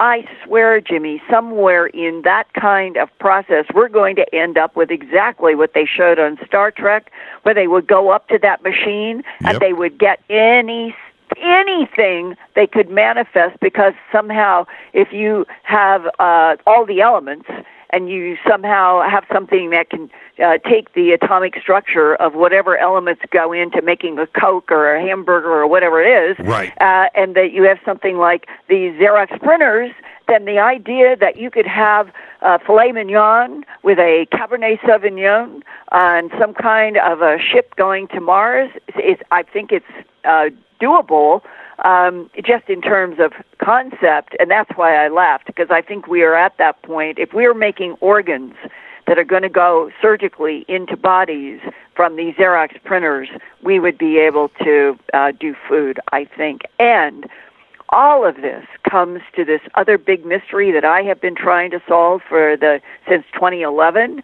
and this is all of these booms around the planet. And why I jumped there, as we are at this stage, some kind of revolutionary transition, and I hope next year we're going to have the headlines around the world, we're not alone in this universe. And that once that happens, that's kind of a 90-degree turn of going through the Alice in Wonderland mirror for the whole planet in a strange way. And nothing will be quite the same again, but I hope it is more exciting and positive than some people think. Well, we're in a period of time where the numbers of mysteries that are being reported now on a weekly and monthly basis in all of the media that you and I and others track, it seems exponentially expanding. And that one of those mysteries that has not gone away, it has persisted constantly around the planet, the whole world, are the booms that can be associated with a bright, blinding flash of light. And when this has occurred, and I've done my own follow up with what was the weather like, clear skies, no thunder, no lightning, and yet these blinding flashes. One was even caught on a security camera. And they started in what I will call a persistent pattern in 2011. People can talk about the Seneca guns and various parts of the planet that over the centuries somebody would report some loud sound. I'm not saying that didn't exist. I'm saying something else started happening in 2011 that had cycles to it. There are places like Kentucky, Fort Knox, where the booms come each year since 2011 in July. Well, let's take a break right here. Got to do it. And this booms thing, Linda, there is something going on. I cannot wait. And this morning, I'm going to tell you about after the break. We'll be right back with Linda Moulton Howe. This is Fade to Black. I'm your host, Jimmy Church. Stay with us.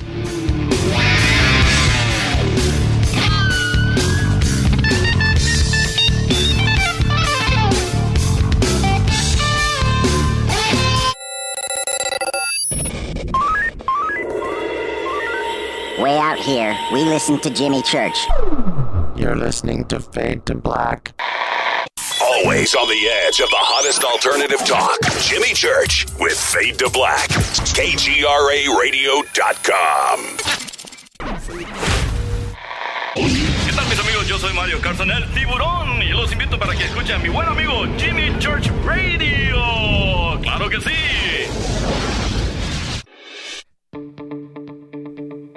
Hurricanes, earthquakes, wildfires. This year we've experienced more than our fair share. This is Jimmy Church of Fade to Black, and last month I decided to make sure my family does not have to worry about food should we get caught in a real emergency situation. Introducing Numana, a healthy, storable product that tastes so good that you'll want to eat it every day instead of just during those times of duress. All Numana products have a 25-year shelf life, are MSG and GMO-free, no preservatives, and are made in America. With the Numana pack in your home, you'll be able to sleep at night knowing that you've protected your family. Not only have I tasted and tested, I own it. Now you can too. Just click on the Numana banner on JimmyChurchRadio.com and use the promo code Jimmy when you order. In addition to a discount, we'll send you an autographed Fade to Black t-shirt. Seriously, go Beckley Tappy. Do you worry a lot? Whether you're a college student, busy professional, parent, or grandparent, ongoing stress and elevated levels of the stress hormone cortisol can rob your memory, your health, and your future. Now you can combat the effects of stress and anxiety while improving your memory and recall at the same time with the dietary supplement Calm and Clever. Studies show that the ingredients in Calm and Clever reduce cortisol by as much as 30% in 1 to 2 weeks. Call 1-800-758-8746 or calmandclever.com. You listen to us, and we listen to you. And so does the CIA. KGRARadio.com. Hi, folks. CBD is the home run hitter for health right now. Why, you ask? Because of what it does for the body. Unfortunately, I can't tell you all about the benefit. You know, there's reasons. Do your due diligence and log on to ancientlifeoil.com. That's ancientlifeoil.com. Ancient Life Oil uses organic ingredients and is blended in coconut oil for some of the best benefits. Legal in 50 states and non-psychoactive. Log on to ancientlifeoil.com. That's ancientlifeoil.com. You are listening to Fade to Black with Jimmy Church on the Game Changer Network. Oi, oi, I'm Reese Evans. You're listening to Jimmy Church. This is Revolution. The revolution will not be televised. The revolution is on radio. Ciao.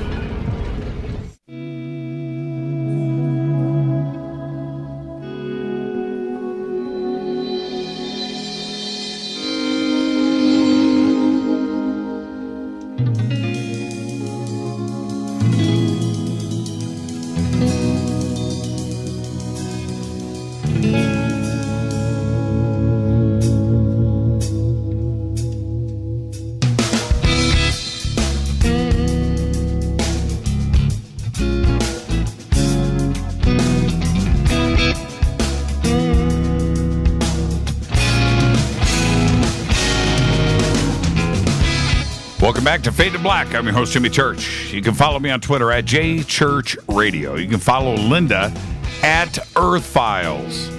This segment of Fade to Black is proudly brought to you by New Pharma, GNU Pharma. Just click on the banner over at JimmyChurchRadio.com right now. Natural solutions to health and wellness. Their foundation is something I take every single day. Click on the banners and use promo code F2B. 33% off of your order because you are a fade or not. Our guest tonight is Linda Moulton Howe. You know, Linda, we do this every year with you, and it's an honor to have you on the program, but you've become such great friends, you know, with our fade or not community and of course, you know, the stable that we have over at KGRA and what you're doing with John Burroughs and now Gaia, which is an outstanding program, by the way. I've watched them all. Thank you. And I just want to thank you for that in advance. And so let's get... Well, Jimmy, thank you for interfacing with the world on so many subjects that need to be out there. Well, and this booms thing, probably... I started getting email about it about 4 years ago. And I started to go off and do research on it, spoke to you about it on numerous occasions. And this is something that is real. And it is, what I mean by real is it's being documented by just average citizens all around the world. They're wondering what's going on. And we just did this TV show with a History Channel, and we tried to capture some of these booms, the Taos hum, amongst other things. There is something going on. And you told me this morning that something happened this morning. What? That's right. I opened up my email, and here was this. Here, I'm reading it. Hello, my name is Norberto Mata. I have been following your investigative work about the unknown booms around the world, and I had never heard those strange sounds until just this past month. And then says, the boom started here in the city of Chihuahua, Mexico in the past month, which is almost straight south, if people know Las Cruces in New Mexico. If you go straight south from Las Cruces, you will come to Chihuahua. And he said, also, with some of the booms here, there have been sightings of weird, bright flashes of light, but no clouds or rain. And he sent along a link, and I went to the link that was in Spanish, and thankfully we have Google Translate that works pretty well. Right. And I posted this morning at my earthfiles.com headlines page that early this morning of December 5th, 2017, Chihuahua, Mexico, police and firemen responded to residents reporting loud, explosive, booming noises on the north side of the city. The investigators themselves heard explosion sounds, and they went off in units to explore the Plaza Vallarta, the Zaragoza Industries, and the Chihuahua cement plant, but they could not find the source of any loud booms, which is part of this mystery, is that various, we'll say it's police and fire and mayors and city council people will go out into the city where people are reporting booms. Sometimes it's thousands of people calling. And nobody can find any evidence of an explosion. But here is the interesting part. From 2011 to 2017, this has been 6 years of these reports. And I think I have about 400 reports at Earth Files alone. And in all of these interviews, sometimes with authorities and a lot with people who I call the ear witnesses, and sometimes eyewitnesses to the flashes, here, Jimmy, is part of why this is such a interesting mystery. You will talk with people who say, I felt like a compression wave coming and hitting me or hitting the side of the house, or they have a very specific place. One wall in the house shook and the rest of the house did not. They talk about it as a compression wave coming from above and being very focused. Other people, like there was a mayor in Michigan. She was out with her city engineers. They had had hundreds of calls from people who were reporting that they were hearing these loud booms.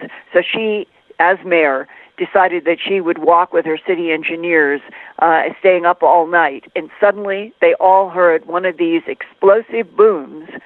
And she was on a sidewalk downtown, and she felt, this was her verb that she used, it felt like something slapped the bottoms of my feet. So now that's something coming from below.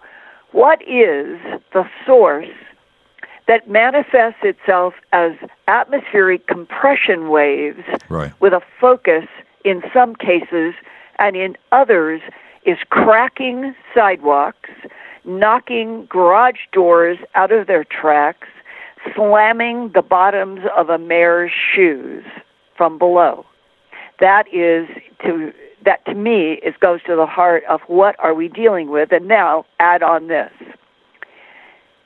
There are computers that are trying to take a whole bunch of data related to the question, could the magnetic poles of Earth be getting ready to switch positions this century? Right. And in the scientists that I've talked to about this, and I've done I think half a dozen reports at Earth Files on that question and with people who are studying it, the best data that we have right now on the Earth for what happened back at the last time there was a magnetic pole shift, which for listeners, it is not the crust changing. It is nothing geophysically switching around. It is the magnetic field, positive and negative. They change positions so that the magnetic field that's in the Antarctic now will be up somewhere in the Arctic area or Siberia, and the one that's been in the Arctic will be down in Antarctica. That's what we talk about. And it could also be in other parts of the planet, but I'm trying to have people be able to just grasp the basic concept that the pole magnetic fields will change. Now, the last time that this occurred, several 100,000 years ago, there is a lake in Italy that preserved, for reasons that are not clear, but preserved very perfectly going back through the last magnetic field change on the planet. And the clay was undisturbed, and it was perfect. And there is a scientist that I interviewed in one of my Earth Files reports who studied these clays, and they had a paper that the revelation was that in the 100 years leading up to the last magnetic field change, in just 100 years, the magnetic field of the Earth went down to zero or near zero a few times. I think it was 4 or 5 times during those 100 years. Now, why is this really significant? Because this is hard data. And if you have the magnetic fields of this planet go down to zero, then you could have a lot of solar particles reaching the ground, which could cause an increase in skin cancers in humans. And what would happen to birds and marine animals that are guided by magnetic fields? That's a big question mark. And interestingly enough, there really are not simple answers from many scientists about what exactly would happen and for how long. So if it goes down and then comes back up and goes down and comes back up and does this half a dozen times in 100 years leading up, we could be in that period. And since nobody knows what the physical manifestations were, is it possible that we're now going to be in a century where there will be increasing aberrations with the magnetic field of this planet, that it could literally go down to zero or somewhere near zero, and then what would happen? And in this entire process, why do the magnetic fields change? It has to do with a mystery at the core of this Earth. At the core of the Earth, there is an iron crystal sphere. And that iron crystal sphere has iron atoms and molecules under huge pressure. And what the computer and the investigations seem to say is that there will be a change in the negative and positive poles at the molecular level before there is the big magnetic field change at the poles.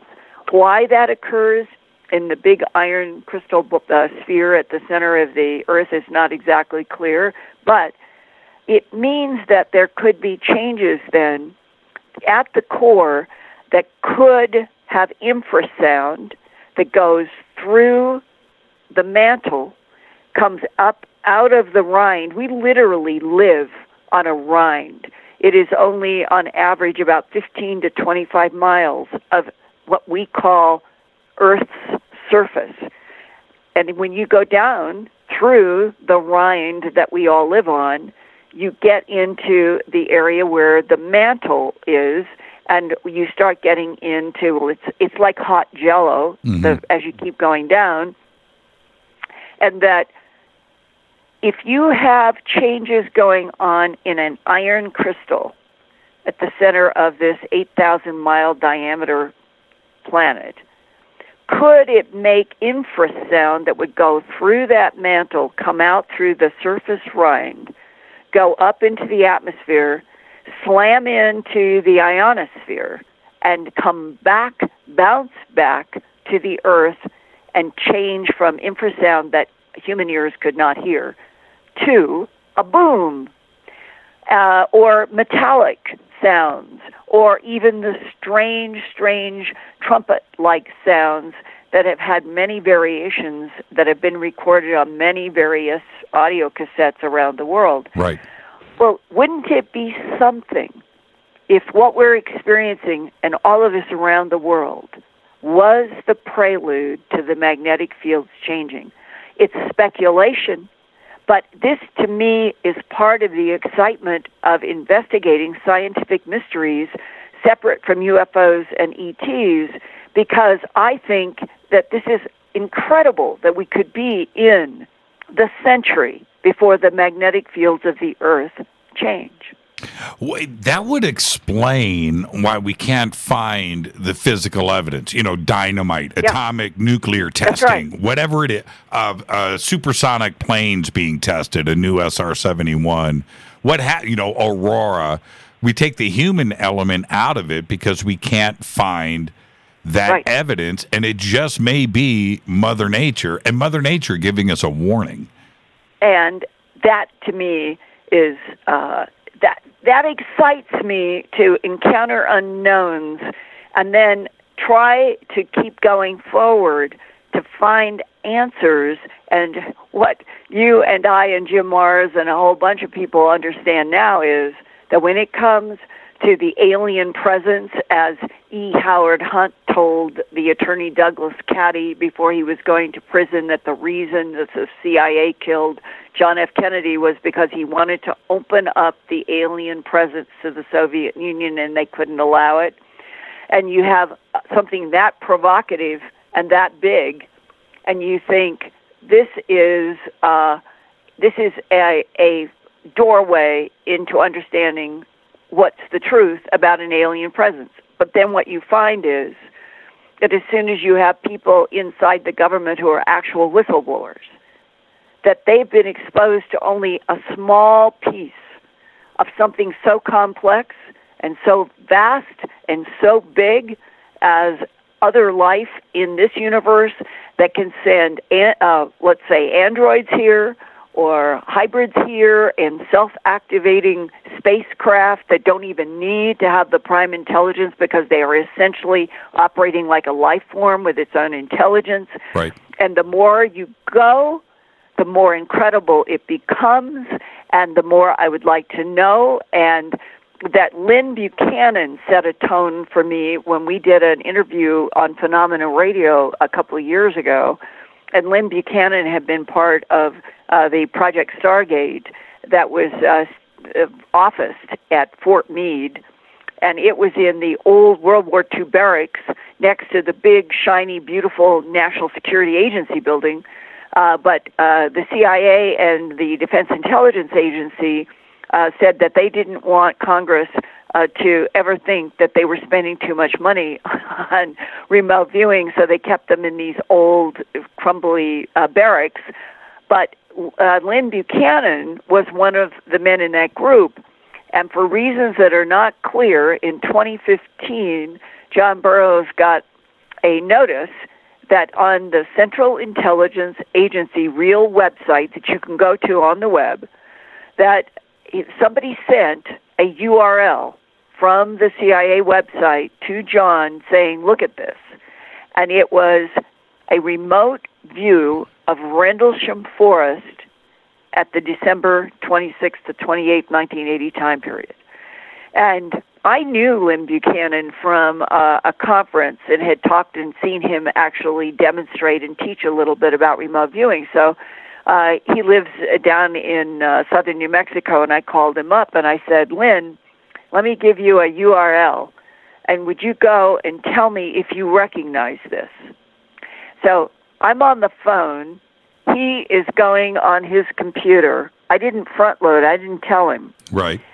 When he saw that page, or there's actually more than one, he used words I can't use on the radio.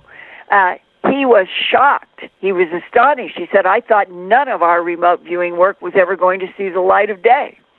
And I said, well, since it's there, it's now officially public, would you do an interview, both live and recording for Earth Files, about everything? Let's walk through every word and every sentence of this incredible remote viewing. And here is the bottom line of what made this fascinating and opens this box of this universe that we're in even more. He had in his remote viewing back in 1989, that would be 9 years after the events in Rendlesham Forest in December 1980. But, the remote viewing guys, they don't know what they're remote viewing. They are doing a target, and they don't know what it is. They can only learn about it later. And this was what was so amazing to him, that it was at the CIA website. But he said that he remembered getting down into a propulsion system in a black, glossy, some kind of triangular craft, and that there was a green-yellow light. He knew that it was a self-activating craft. It did not have pilots. It didn't have people who came with it. It would be like a very sophisticated android. And there was this greenish-yellow light, and in his remote viewing, he's going toward it, and he says, it seems like there is an incubator in this. And I'm getting the impression that this craft is here on this planet looking for places to deposit something like DNA to see if it will take hold and create life here. Did what he an know? Extraordinary. Yeah, did he know? I'm assuming not, but did he know about Burroughs? Nothing.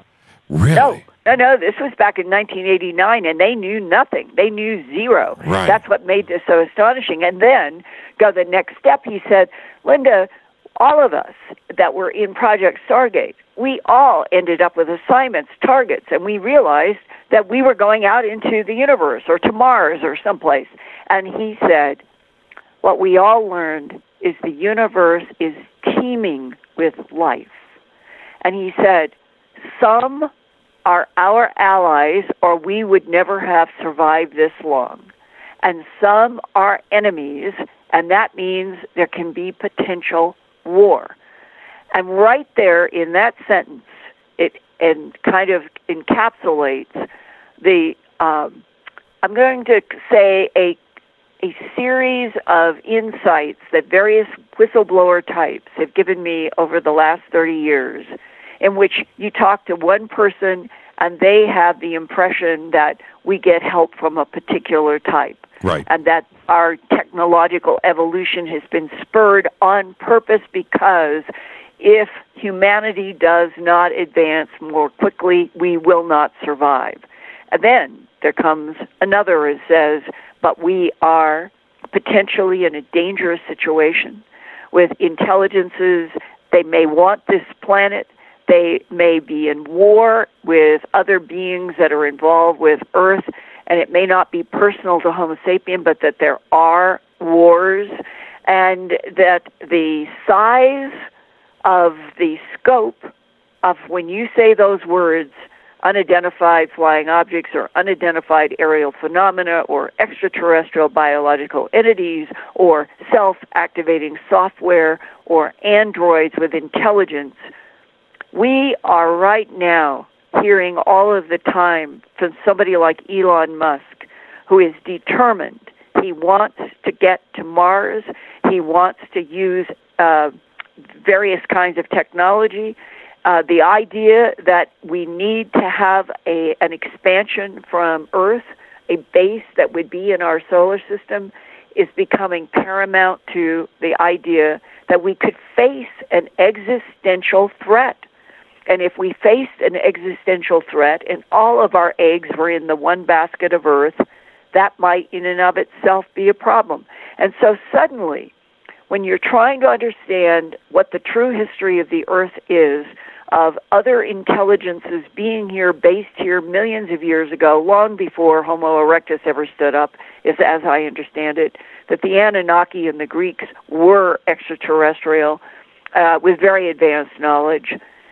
Why should that be kept from the 7.2 billion and exponentially expanding human species on the Earth now, Jimmy? Why should it be kept from us? Yeah, and this is the thing about that entire that entire point is this. And now we're going to head towards a break in 3 minutes, so I need your short answer, and then we'll pick it up on the backside. Mm-hmm. The ISS, the press release last week about them finding bacteria growing on the outside of the space station.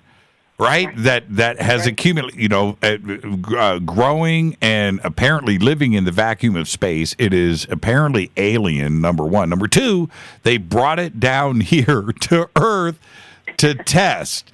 Now, that verifies a whole lot of different things if it turns out to be, obviously, alien life. What did you think when you read those reports?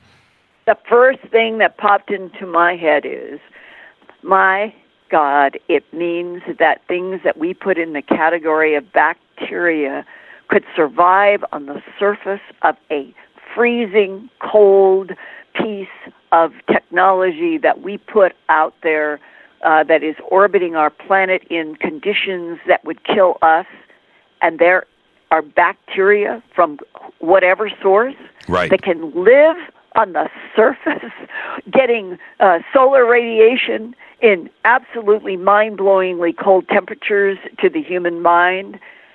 Well, doesn't that say our definition of life, our definition of conditions where life can be, is really through the lens of what we know about Earth, and that what is actually in this 13.9 billion light-year universe? Right. Oh, my God, to know everything that is in this cosmos? Well, that's what I would like to understand. Would you have, give me the 30-second answer, would you have brought that bacteria back to Earth, or would you left it up there and tested it on the ISS? Well, it depends on how they did it, because we have viruses and bacteria that are extremely dangerous in very high secure areas to study. So if it's handled correctly, I can't believe scientists would do it sloppily, then it's going to be in a high-security facility to study, and we shouldn't worry. But I understand the question you're asking. How dangerous could it be if we've got something that could grow in the ISS and we bring it to Earth and we didn't know how to cope with it if it spread? However, I really think my first answer is the one that is the one to think about. We want to study something that could survive on the surface of the ISS. Yeah, but you and I have both seen the Andromeda strain. Okay. Yes. Our guest tonight is Linda Moulton. Now, this is Fade to Black. Take a little break, and when we come back, I've got to talk about this artificial world that we could possibly be living in. We'll do all of that next. Stay with us. Hi everybody, this is Rob Halford, the Metal Guard on JimmyChurchRadio.com. This is KGRA Digital Broadcasting Station, Salt Lake City, Utah, Van Buren, Arkansas. Okay, nurse, let's get this man to the ER stat. Right away, doctor. We see this every day. Heart attack or angina pain due to blocked and clogged arteries. Chelation can remove obstructions or blockages from arteries and help avoid painful and expensive surgery. Now there's Angioprim. It's a liquid oral chelation product that you take with juice. You start to feel the results fast. Angioprim increases blood flow all over the body, and that means more energy and strength to take on the day with less aches and pains. 60 years of research has gone into chelation, and Angioprim is the result. A safe and easy way to unblock your veins and arteries from buildup that slow circulation. Paging Dr. Jones. Please report to the emergency room right away. Log on now for a special radio offer from Angioprim. That's angioprim.com/radio. ANGIOPRIM. Angioprim.com/radio or call 877-882-7221. That's 877-882-7221. So, you love talk radio? Then you'll love TalkStreamLive.com. TalkStream Live is always on, 24/7, with the best streaming talk shows. Find your favorite talkers and discover some new ones. It's free, readily available online or on any smartphone or tablet. Finding your favorite talk shows all in one place has gotten a whole lot easier. Just go to TalkStreamLive.com. Be sure to download the free apps from Google Play or the iTunes App Store. Your contact for current news and trending topics. KGRARadio.com. Hello, Fadernauts. This is Jimmy Church, and I'm introducing New Pharma, a company whose products are based on science. Human function based on the endocannabinoid system, or ECS. New Pharma firmly believes in this science, and their research indicates that support of the ECS provides the beneficial effects for a healthy lifestyle. New Pharma's science includes relief capsules for pain relief, sleep capsules, which are natural support for occasional sleeplessness. Foundation is support for your ECS, and Fit capsules support your active lifestyle. Just click on the banner at jimmychurchradio.com and use the promo code F2B for a 33% discount on all of their products. Or visit newpharma.com for all of the knowledge on the science. That's GNUpharma.com. Go Beckley Tappy. Did you know that when you're on the road with limited data or Wi-Fi available, you can still listen to every minute of Fade to Black by just calling 605-562-4482. No smartphone, app, or internet needed. It saves your data plan and no extra cost if you have unlimited minutes. Just call 605-562-4482. You can listen to me, Jimmy Church, on any phone, anytime, anywhere. Go Beckley Tappy.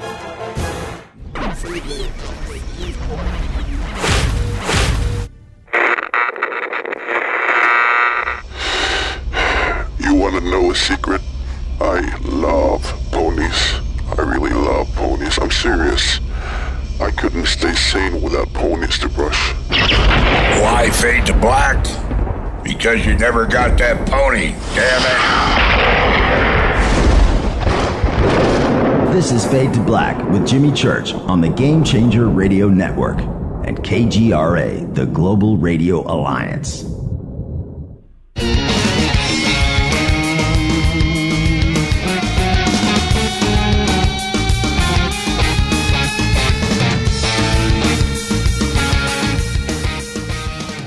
Welcome back, Fade to Black. I'm your host, Jimmy Church, on the Game Changer Network and KGRA The Planet.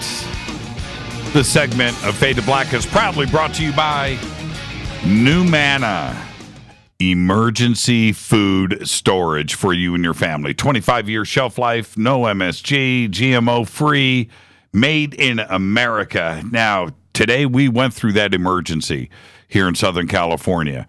We have fires everywhere. And when I went through my emergency checklist today with Rita, New Manna and food was something that we were not worrying about.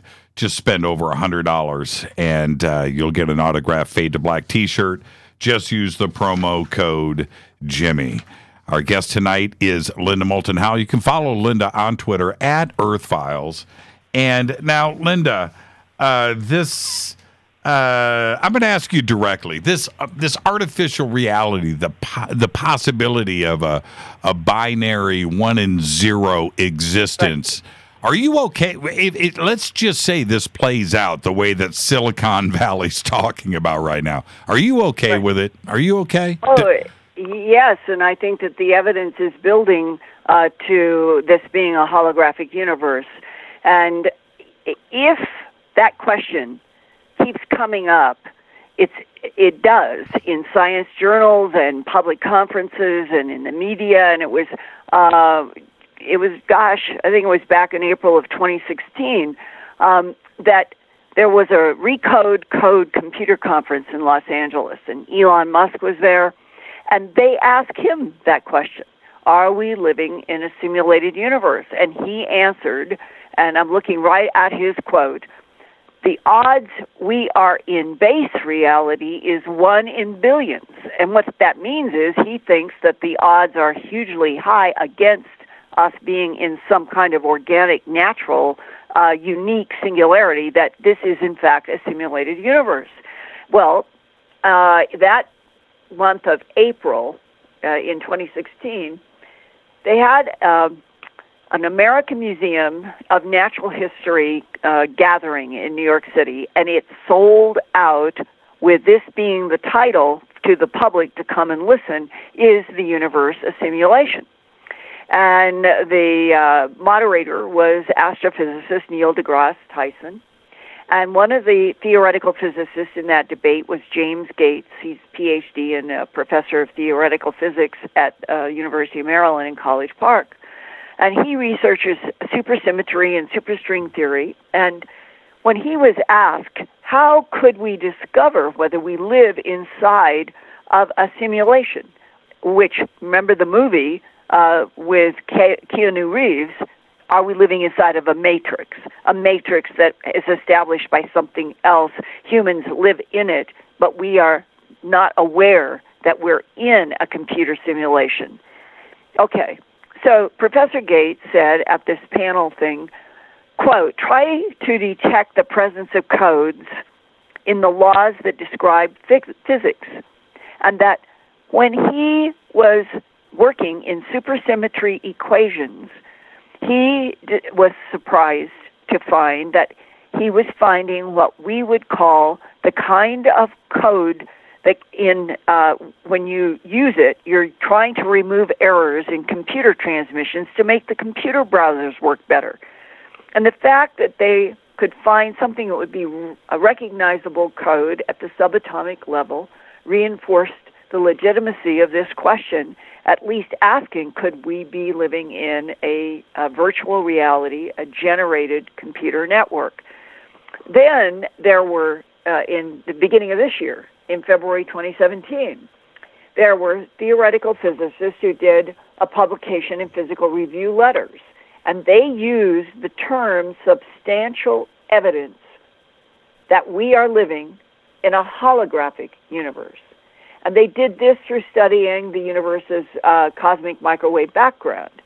And the complexity of their work just boiled down to that we are seeing more and more papers that are establishing more and more facets that we could be in a holographic universe. Now, let's go back to around the year 1993, I believe. A book had come out called The Holographic Universe by a man named Michael Talbot. It had a lot of buzz, and I was at a conference in, I think it was Nebraska, and Bud Hopkins was a speaker there, and I was a speaker there, and people were talking all about this, the holographic universe. And when I went to the airport, it turned out I lived in Philadelphia at the time, so Bud and I were on the same plane, and we got seats together, and we were talking about human abductions, and all of a sudden Bud said, I want to tell you, keep it secret. You got to promise you keep it secret. He said, you know this book that everybody's talking about, The Holographic Universe by Michael Talbot? He says, Michael Talbot has been one of my human abduction cases for the past 2 years. No way. No way. Wait, really? And he said that Michael Talbot had told Bud that his book that was coming out, and now it was out, The Holographic Universe, was all based on a telepathic download that he got from some of the intelligences that had been abducting him in his life. And that the holographic universe was the real truth. And I don't feel that there's anything wrong in talking about this year, and I talked about it in a couple of conferences last year, because Bud passed a long time ago, and strangely, sadly, Michael Talbot died within, I believe it was a year of his book coming out. So that was back in the 1994 time period, and yet that book, The Holographic Universe by Michael Talbot, I would recommend everybody read it. And then come to 2017 going into 2018, there is a physicist that I have interviewed for a series at Earth Files. His name is Thomas Campbell. He had worked in Army intelligence and a lot of military stuff for the Defense Department when he was a younger man. And eventually, as he kept evolving in his own work, he came to help set up the HemiSync technology for Robert Monroe. And Thomas Campbell worked with Robert Monroe directly and was there working with Monroe when he started doing the books, the first book, Journeys Out of the Body. And that brought this physicist, Thomas Campbell, to have a whole new relationship with the universe through the work for Robert Monroe, in which he became convinced that we were not only in a computer-generated universe, but, and this is his mantra, we are in a universe that is an entropy reduction trainer for souls. Wow. Now, what does that mean? Entropy is the condition of this universe in which energy is always winding down. The whole process of energy in this universe is going down towards zero. So if he looks at this as an entropy reduction, it means the universe that's projected has a working physical law of entropy, winding down energy. So if something's put in this universe to be an entropy reduction trainer, then it means that the whole goal of souls would be to do everything possible to counteract the decline of energy to zero. And that means that the soul would emphasize light instead of dark. Right. Love instead of hate. Right. Life instead of death. Right. And that he honestly is convinced that this universe has been made specifically to train souls, and that there might be an infinite number of other kinds of souls that are also linked to other dimensions for whole other purposes. And when you get to some of the questions that I asked him in the interview, one of them was, if it's a projected universe, as a hologram, as I understand it on Earth, like if you go to Disney World and you see some of the holograms where people can be dancing and you see their costumes and it's all projected light. And he said, for it to be a holographic universe, the projector has to be outside this universe, presumably in another dimension, which is a lot more to think about, that the projector cannot be in the universe that's being projected. This is the hologram. So he has an idea that this universe was essentially made from zeros and ones and to be a binary system right from the beginning, and he doesn't think that a projector is necessary. However, all of the recent papers that have been coming out in this year discussing this, I would say that they're moving more and more toward what Michael Talbot wrote about, that this is a holographic universe, which means it has to be being projected, and that automatically leads to the question, if it's projected, if we are in a holographic universe, who is doing the projecting from what dimension?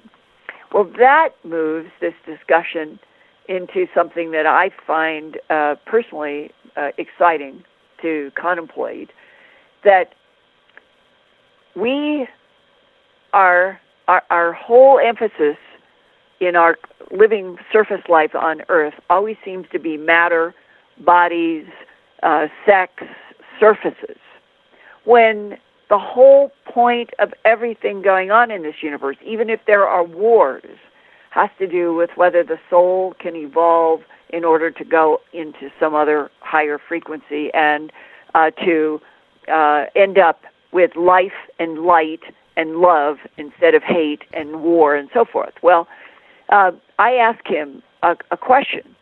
If he thought that reincarnation could be playing a very a machinery role in a universe in which if it were true that it was a entropy reduction trainer for souls, and he said, this was a quote from Thomas Campbell, every time you go through a lifetime, you decrease your entropy if you are successful.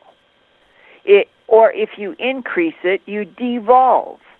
So the next time you get to start where you stopped, wherever you made it in one go-around in this universe, and you leave off, your soul spirit goes to another dimension, and then if it returns here, it will pick up where it left off. And he said that's why we go through these cycles in our mission to grow toward love and away from hate, and toward light away from darkness, and toward life away from death. And then we got into a very interesting discussion when I asked him, well, where do you think that the avatars of history fit into all of this? And that would be Buddha and Krishna and Christ. They came together kind of in the timeline within 500 years.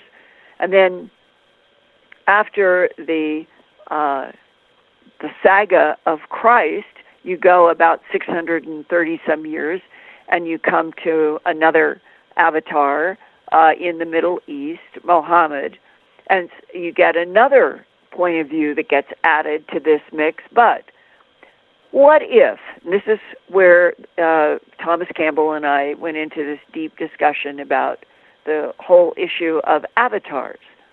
If this universe is projected, it was made and designed and projected specifically as a trainer for souls, then where the projection is, whether it's in a 10th dimension or wherever it is, you could have intelligences that come from that level, from that dimension, that can be inserted just like professors in a university. Right. They would come in here specifically to help guide, teach, neutralize, whatever it is, because sometimes in this universe that is trying to counteract entropy, and entropy is a pretty heavy-duty thing to counteract. Right.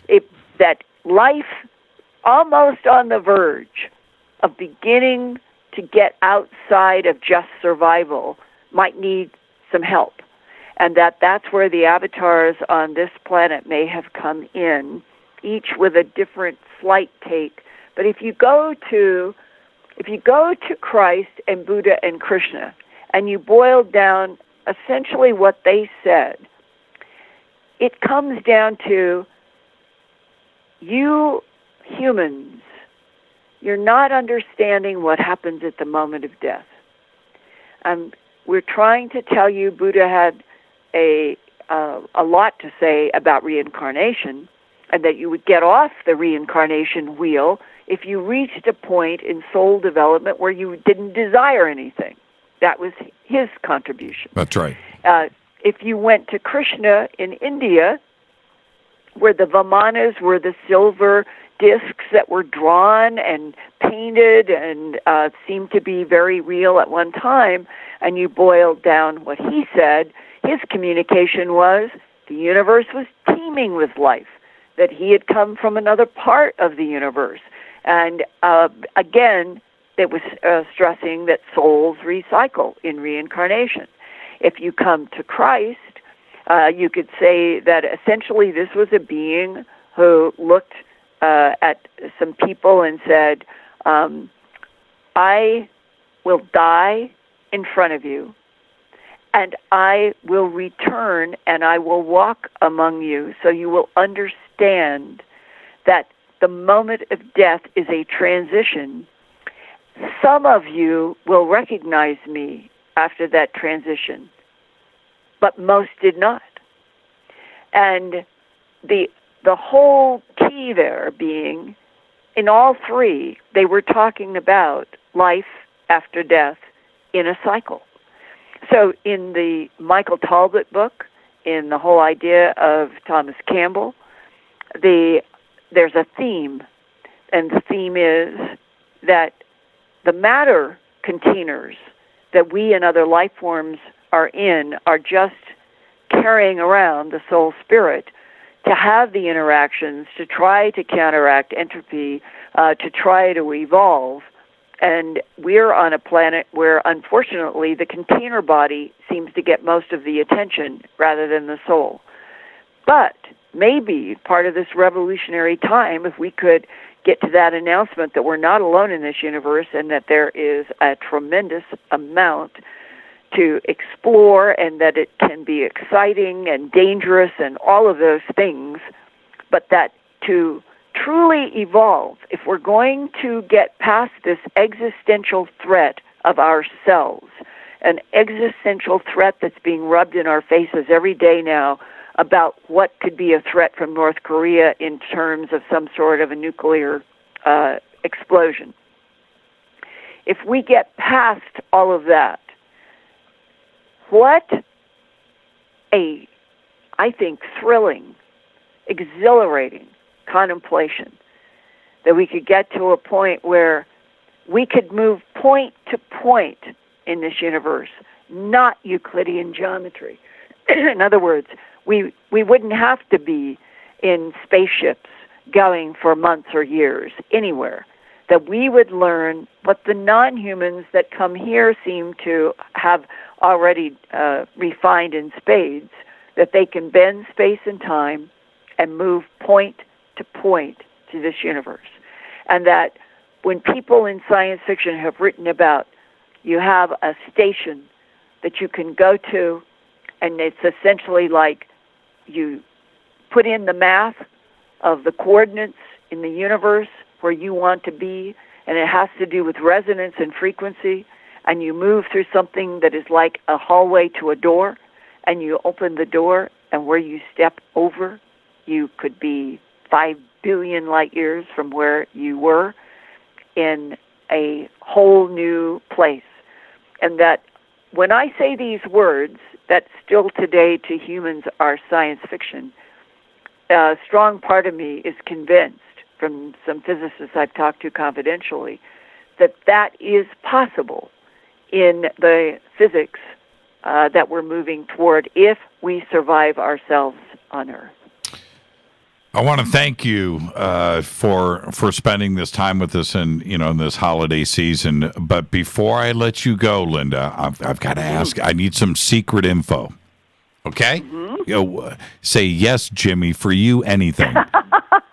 I have to hear the question first. Oh, come on. I would never. Is this? I was so excited to hear about Sony doing this series on Rendlesham. Yeah. So, who's playing John Burroughs? Well, that is a good and interesting question, but that was a little bit unfair. They dangled this. It made it sound like it was already a go, but this is a concept at this point, and they're talking about that whatever they're going to do, the actual airing would not be before 2019. Oh. So we're at a very early stage, and Hollywood does this. The BBC can do this. This is where there will be something in the media, and they're talking about how they're going to do this concept or this book or this story. Right. And then they see what kind of reaction they get that helps maybe raise the funds that they need to actually do the production. And something like that seems to have happened around this. And I really hope that John and I and others that will be involved, because I think if they're going to do a production, I think it's called 11th Hour Production. Right. They should be They should be working with the people who actually have the real experience and the real data. So I hope this is going to be a production that will go in that direction as opposed to just sci-fying a concept. And frankly, in all of the production work that I have done for so long, the real mysteries, the real world, the real universe is so far more interesting than doing it as science fiction. Have they, are you saying that they haven't even approached any of the players like yourself or Burroughs or Peniston for consulting on this? I don't think so. Really? John, yeah. And that's why I'm saying it's early, and it was like something that was dangled. And if they actually have every thing in place and that they've actually started production, that's the problem. Why would they do that without having the very people who have all of the information involved? Oh, it doesn't make sense to me. I'm all bummed. I wanted to go read for a part. Well, who knows? But when... Yeah, go ahead. Oh, I just started to say that when it comes to the science fiction versus the nonfiction, I know that Hollywood and various producers, everything has to be sort of, they think, jazzed up to get audiences into the TV or into theaters. And I saw that happen on a feature film that was made about the animal mutilations going back to around the early 1980s. And it was a film called Endangered Species. Mm-hmm. And I went to see it. And it was so bad in the respect that they didn't even show the eerie, bloodless, trackless animal mutilations. They showed gore. And I thought, at that time, why is it that people who are in Hollywood and other places, why is it that they can't literally take the real facts of phenomena and mystery? That is the part that is fascinating. And I think that if they could do something that really went to the facts as we know them about what happened in Rendlesham Forest and is constantly evolving to this day, Jimmy, that's one of the startling things. So many moving parts for December 26th to 28th and perhaps even a day or two after.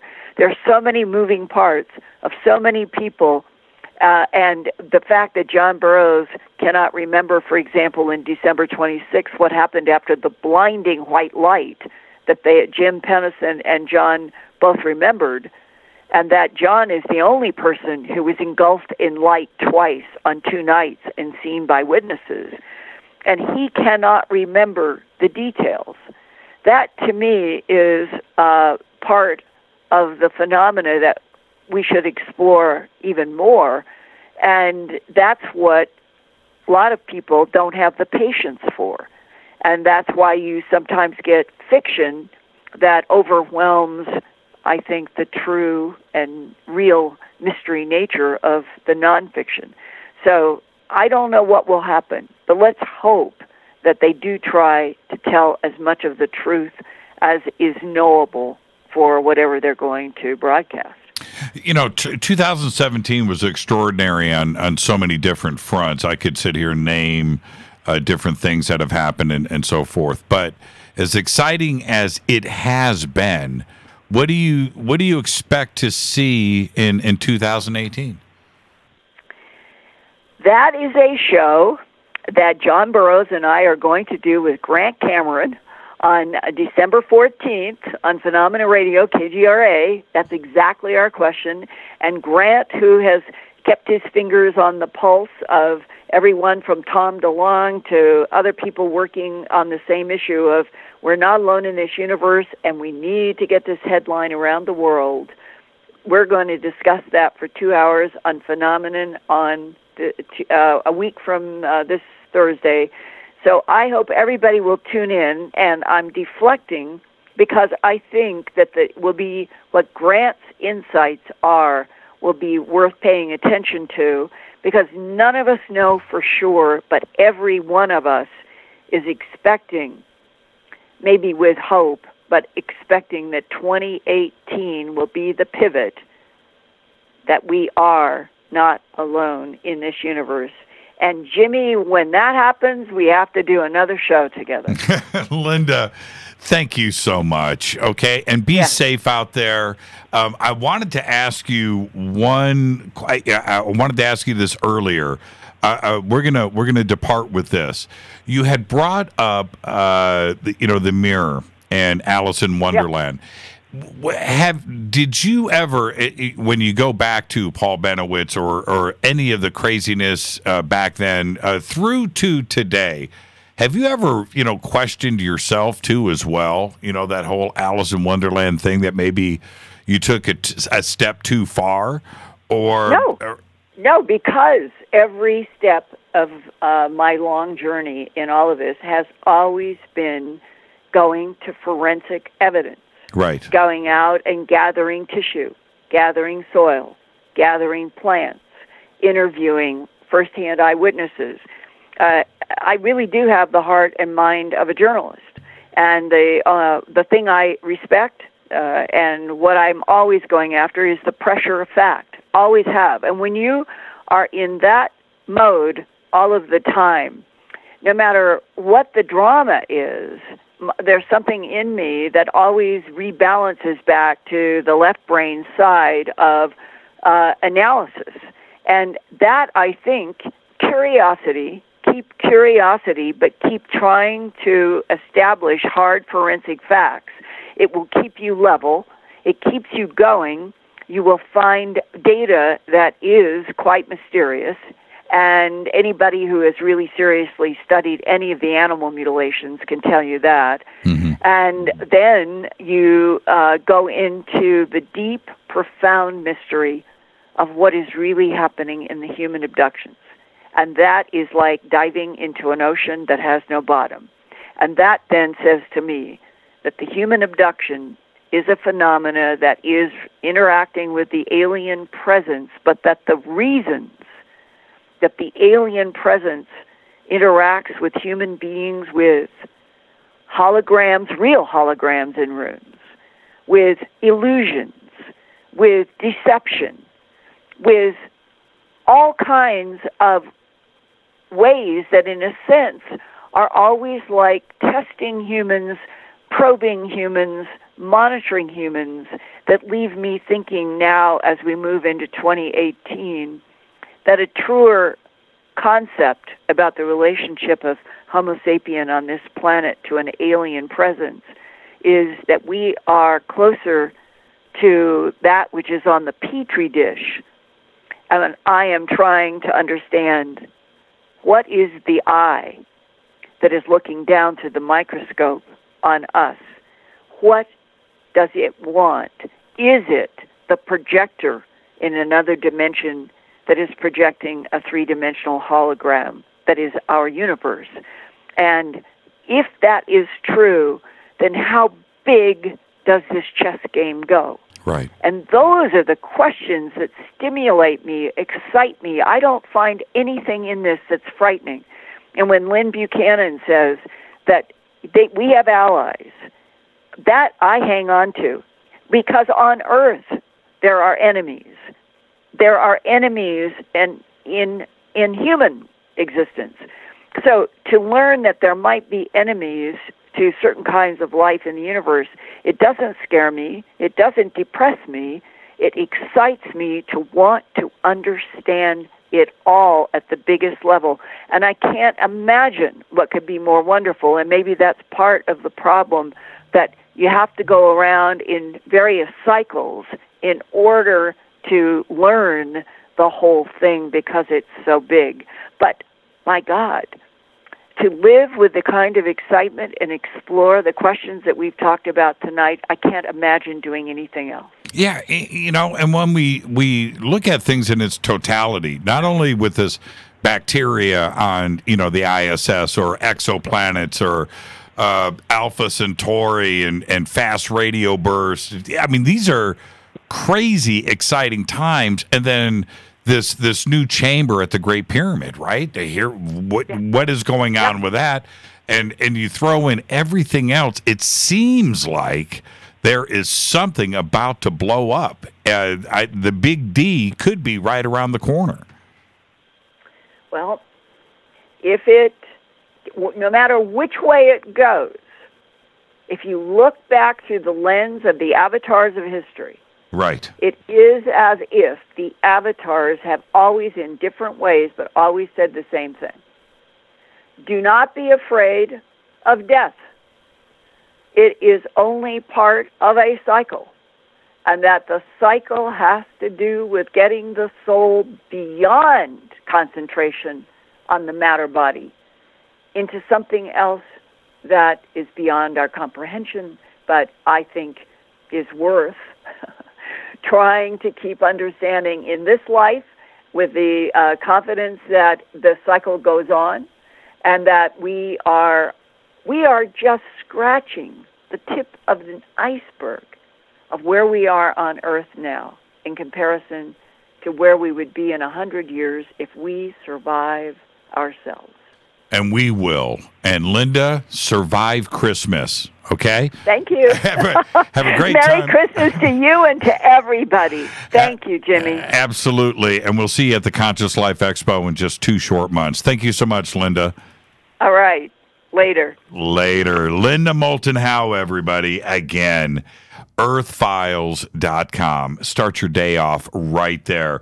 There is more knowledge on Earth Files than and I go there when it's funny, I've told Linda this way too many times.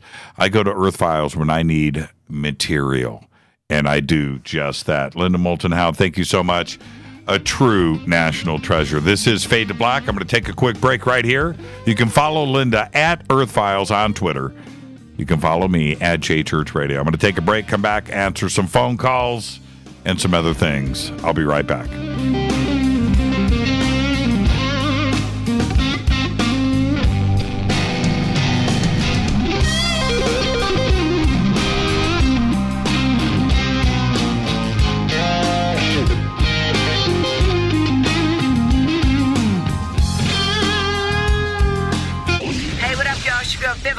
Here, and you are listening to my boy Jimmy Church on JimmyChurchRadio.com. Despite popular opinion, reading a book will not make you smarter. But listening to Jimmy Church will. So you went to dinner last night, you had your favorite pasta. Ugh. Or maybe you had a heavy, spicy meal and it left you. Ugh. GetTheTea.com. Maybe you mowed down a huge steak and your plumbing is all plugged. Ugh. GetTheTea.com. Our super strength tea will take care of your occasional. Ugh. It's all organic and non-GMO. Get rid of ugh. We have so many great supplements, but our super tea is number one. GetTheTea.com. That's GetTheTea.com.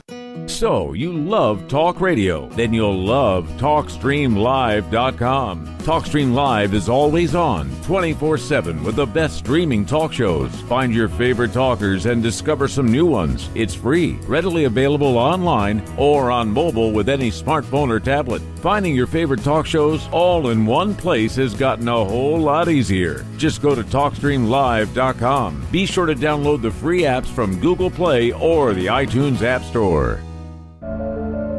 When you take the beans from Central America with dashes of Indonesian and African mixed in and then roast it to the dark side of Fade to Black, you create the ultimate brew of fringe. Introducing the Fade to Black blend from River Moon Coffee. Yes, River Moon's darkest customized roast was created for the love of Fade to Black. The alchemy of masterful roasting and smoking the beans is in every sip of this full-bodied, dark Java. I need my coffee dark, deep, with distinct bittersweet chocolate highlights, just like the bunker. Leaning further into the darkness of the roast is Fade to Black blend from River Moon Coffee. Just click on the banner at JimmyChurchRadio.com and use the promo code F2BBLEND for 15% off of your order today. Go Beckley Teppy.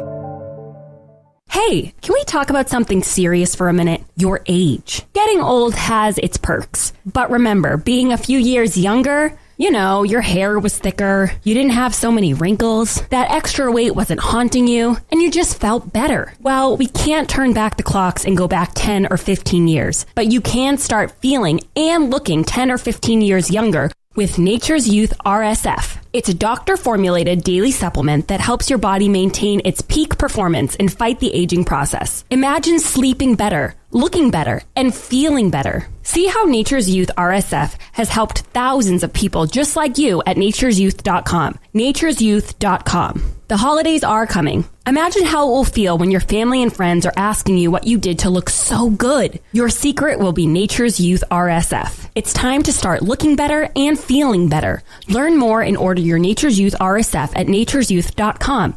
That's naturesyouth.com. Erica, Brittany, Gabby, and you're listening to JamieChurchRadio.com. It's not a lifestyle we chose. We were born this way. KGRARadio.com.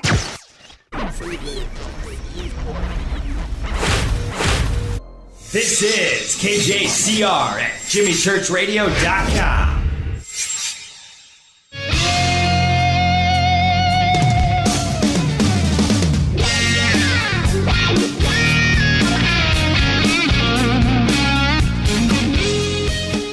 Welcome back, Fade to Black. What's going on above the bunker? We'll find out. Crazy day here today. Glad we got through the show and these fires and what's going on here in Southern California. And our thoughts are with everybody out there who has lost their homes. This is the holidays.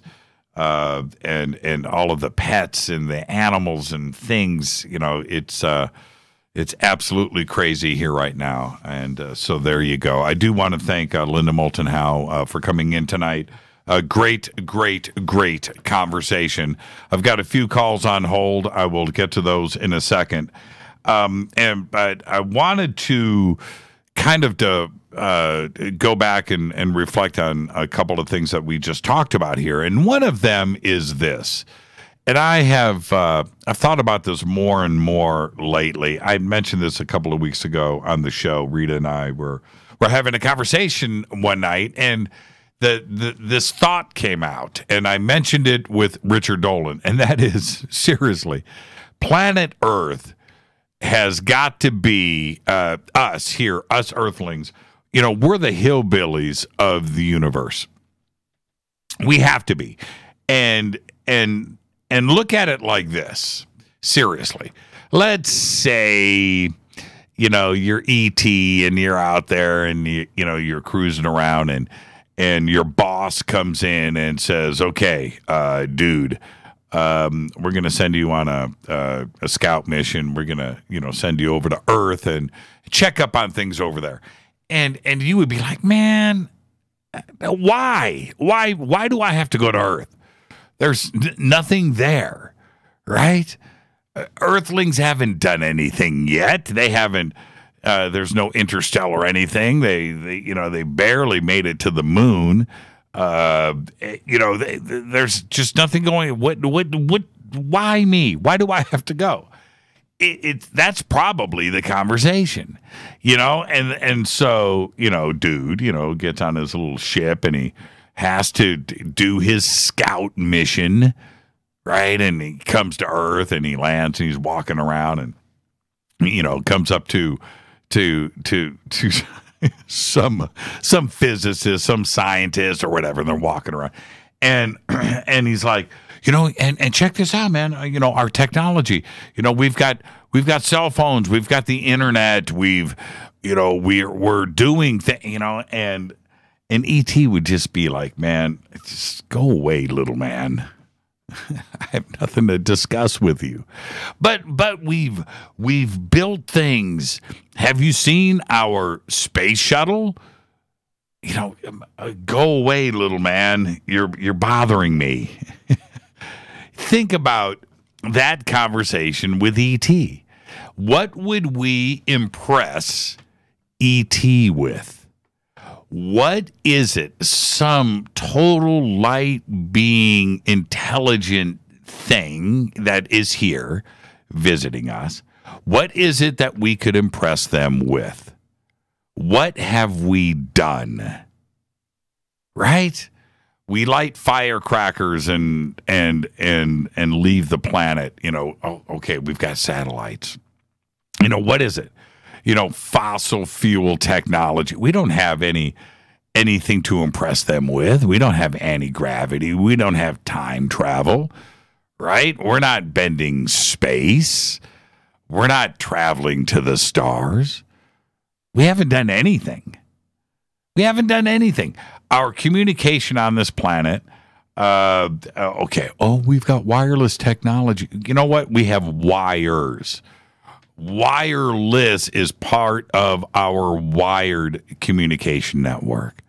We don't have teleportation, right? We don't have. What would we impress ET with? Think about that. Nothing, right? So, and I'm fat. So yeah, we're the hillbillies of the universe. We haven't gone to the next step of anything. I was watching last night. I was watching an amazing documentary on Voyager. Voyager 1 and 2 was just released, 2017 release. Great documentary. And it's fascinating. And you should go and check that out. Yeah, Carl Sagan and the gold record and what's on it and how we time the flyby in Jupiter so we can make it out to Neptune and Saturn and Uranus and all of that. Yeah, okay. And now they're outside of the solar system, our first interstellar craft. But that was 1977. This is 2017, 40 years later. What have we actually done? What would we impress ET with? What is it? What would we step forward with and say, we are your brothers? I mean, we have done this. We have taken the next step. And I'm not too sure if we have. It certainly wouldn't be the iPhone, will it? Would that impress ET? Right? A Tesla? A car? I don't think so. It's a fascinating thought. Are we somebody that they kind of laugh at? And I think so. Now, that's not to say that they aren't interested, of course, because there's life here. Sure, absolutely. Are they visiting? Sure, absolutely. They have to. This is a planet that has life on it. So there's that part. But as far as impressing ET with our progress, no. We're still killing each other here. We haven't figured ourselves out yet, right? So are we deserving of that communication? I'm not so sure. I'm just not. Let's go to the phones. Hi, you're live on Fade to Black. Who's calling? Hey, Jimmy, how are you? I'm doing good. Who's calling? This is Michael from Point Doom. Michael from Point Doom, California. Yeah, we've said hi before. Okay. What's on your mind, man? A couple things. I'm just going to try to capsulize it so you can do and run with it. Always like to hear from Linda. It was kind of concerning to me that she was giving so much credit to global warming because she wasn't acknowledging the blue beam that's been going on to accelerate fires, always at night, always 80 miles an hour going on there. I do also agree with one thing about the projectors. That's why there's things going on with the sun and the moon that seem to be inconsistent and glitching. And as far as ETs, what have we done? It's not so much what we have done, but what we're trying to do that's been repressed by the powers that be. I think that's why they would give us credit, is because of the desired movement and consistent attempts to try to progress, even though that we are repressed and we're trying to get around that somehow. True. Okay, and I hear you. But let me ask you this. Do you have a bicycle? Yes, sir. Okay. Do you think that bicycle would impress E.T.? Maybe if I could do a wheelie and jump over a canyon. You know what I mean? That's our technology. You know, that's our technology. I love bicycles. You know, they're fun to ride. But, you know, if you're ET looking back at us and they see, imagine if we went to another planet, right? And this advanced race is walking or riding a bike. You know, that's as fun. They haven't taken things to the next level. No matter what is repressed or no matter what is hidden, do we have anti-gravity technology going on at Area 51? Probably. But that doesn't mean that's how I am getting to the store sometimes. I ride a bike, you know, to go to a store, to spend money, to purchase things, to bring back to the domicile. You know what I mean? That's where we are in ET's eyes. You know, and that's what flips me out a little bit. It shows a sentimentality that they don't have. How so? Well, you know, I don't think any AI could ever have the sentimentality of having something that wasn't exactly cutting edge or state of the art or in progression. What humans have that AI doesn't have in other organisms is that we have incredible emotions. And, you know, as far as Tesla, I'm surprised, and really I was so happy when they finally let Tesla get a 1/1 trillionth of credit by allowing the Tesla car. Mm-hmm. And it's pretty amazing, even though, you know, it's not in its perfect state. But, you know, there are some things that are very impressive about us. Unfortunately, most of them are used for destruction. Well, that's true, Mike. But then there's this other aspect of us that I'm pretty convinced about. And that is this: 10,000 years from today, if we haven't blown up this planet, but 10,000 years from today, we're not going to be us. We're not going to have bodies. You know, we're going to be advanced beings of some kind, whether it's light or energy. Do you really think that we will be in this fossil fuel, carbon-based meat sack? I don't think so. So that's all of those things that you're referring to now, we're eventually going to let go of, I would assume. I don't think we'll be riding bicycles in 10,000 years. You know, we certainly won't be driving cars, and we will have taken things to the next level. So that's the way that I look at it. As much as I love a V8, you know, a vintage Ford Mustang burning gas and driving that thing around with a 4 on the floor, that's an exciting, exhilarating thing. But I'm not so sure that that's going to be part of our existence in 10,000 years. I would agree with you, but this is one thing, too, and I'm not trying to play devil's advocate. I'm just stating what's real. I think that's why ET is so interested in us as well, is because there are things like maglev trains that go from coast to coast in 2.5 minutes.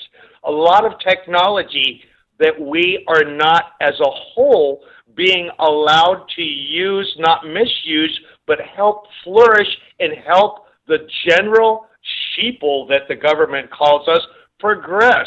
And I think that's why there's an interest in us so much, is because they want to help us. They want to try to help figure it out. And they actually do have some sort of interest outside of the emotionless AI type of stereotype that interests them. And that's probably why we've had our lives prolonged this far. That, again, I'm with you on that. I mean, to have a positive view of things, that's the way that I look at life. I totally agree with you. And then there's the reality side of things is this.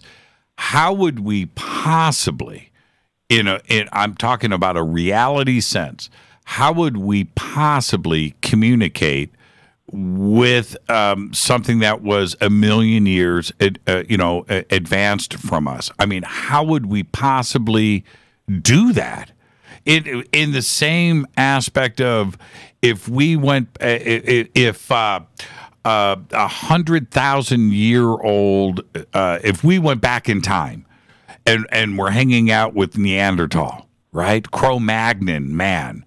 How would that communication go down? I'm not so sure that it could.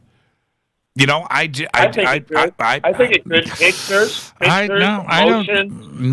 don't think so. I don't think that they could relate to us in any aspect. You know, we would be. What about binary code? You know what? We would probably give them heart attacks. I just don't know how that could possibly go down. The disconnect would be there. I don't know. Maybe emotion. Think about how trippy that would be. You know, or even you know what? Forget about 100,000 years. What about 2,000 years? You know, you, with your intelligence, everything that you know about everything, and you were able to go back to 3000 BC, you know, and just whip out a Bic lighter out of your pocket, not a cell phone. You know, how about a Bic lighter? You would blow minds. You know, And so now, if we look at it in the same way, how would we connect with that type of intelligence? That would be, a million years. You know, I don't know. Well, I think, hey, Jimmy, it's like this. You'll hear with a lot of cases, and I also believe this very seriously. It's a common trait of what I believe to be truth is that you'll hear that abductees or experiencers are shown photos, videos, pictures of this type, and I think that the visual, obviously, there's something that we are worth more than just being wasted people here on this planet because they still show in a great deal of interest and are making attempts to try to give us help and give us pictures and trying to communicate. Or else, guess what? We'd be dust a long time ago. Yeah, I totally, again, you make all the right points, Mike. And thank you for being the last call, the only call tonight. And we'll see you tomorrow night on the show. Thank you so much, Mike. Behave and be well. To you in your house, and I hope that the fire doesn't do anything with you. And I promise, if you look into it, watch. We're going to have videos coming out that it's blue beam. I'll talk to you. Thank you, Mike. All right. Have a great night. All right. Well, that will wrap another episode of Fade to Black right here on the Game Changer Network. I do want to thank Linda Moulton Howe for coming in tonight and doing this once again this year on the show. And also, I want to remind everybody that tomorrow night, our guest is David Icke, live from London, England. We will be discussing his new book. It's going to be a great night. I'll see everybody tomorrow. Fade to Black's executive producers, Rita Kamarian. Shows produced by Hilton J. Palm and Renee. Thank you to Dennis. Thank you, Bob. Announcers are Steve Harder, Gene Vitoa, Mark D. Kovar. Webmaster, Drew, The Geek. Music, Doug Aldrich. Intro, Spaceboy. SpaceboyMusic.com. Fade to Black is produced by KJCR for the Game Changer Network, and syndication is KGRA, The Planet. This broadcast is only copyrighted 2017 by Fade to Black and the Game Changer Network. It cannot be rebroadcast, downloaded, copied, or used anywhere in the known universe without written permission from Fade to Black or the Game Changer Network. I'm your host, Jimmy Church. Follow me on Twitter at JChurchRadio. Email is jimmy@jimmychurchradio.com. Tomorrow night, David Icke. But until then, I want everybody to be safe. Go Beckley Tapping.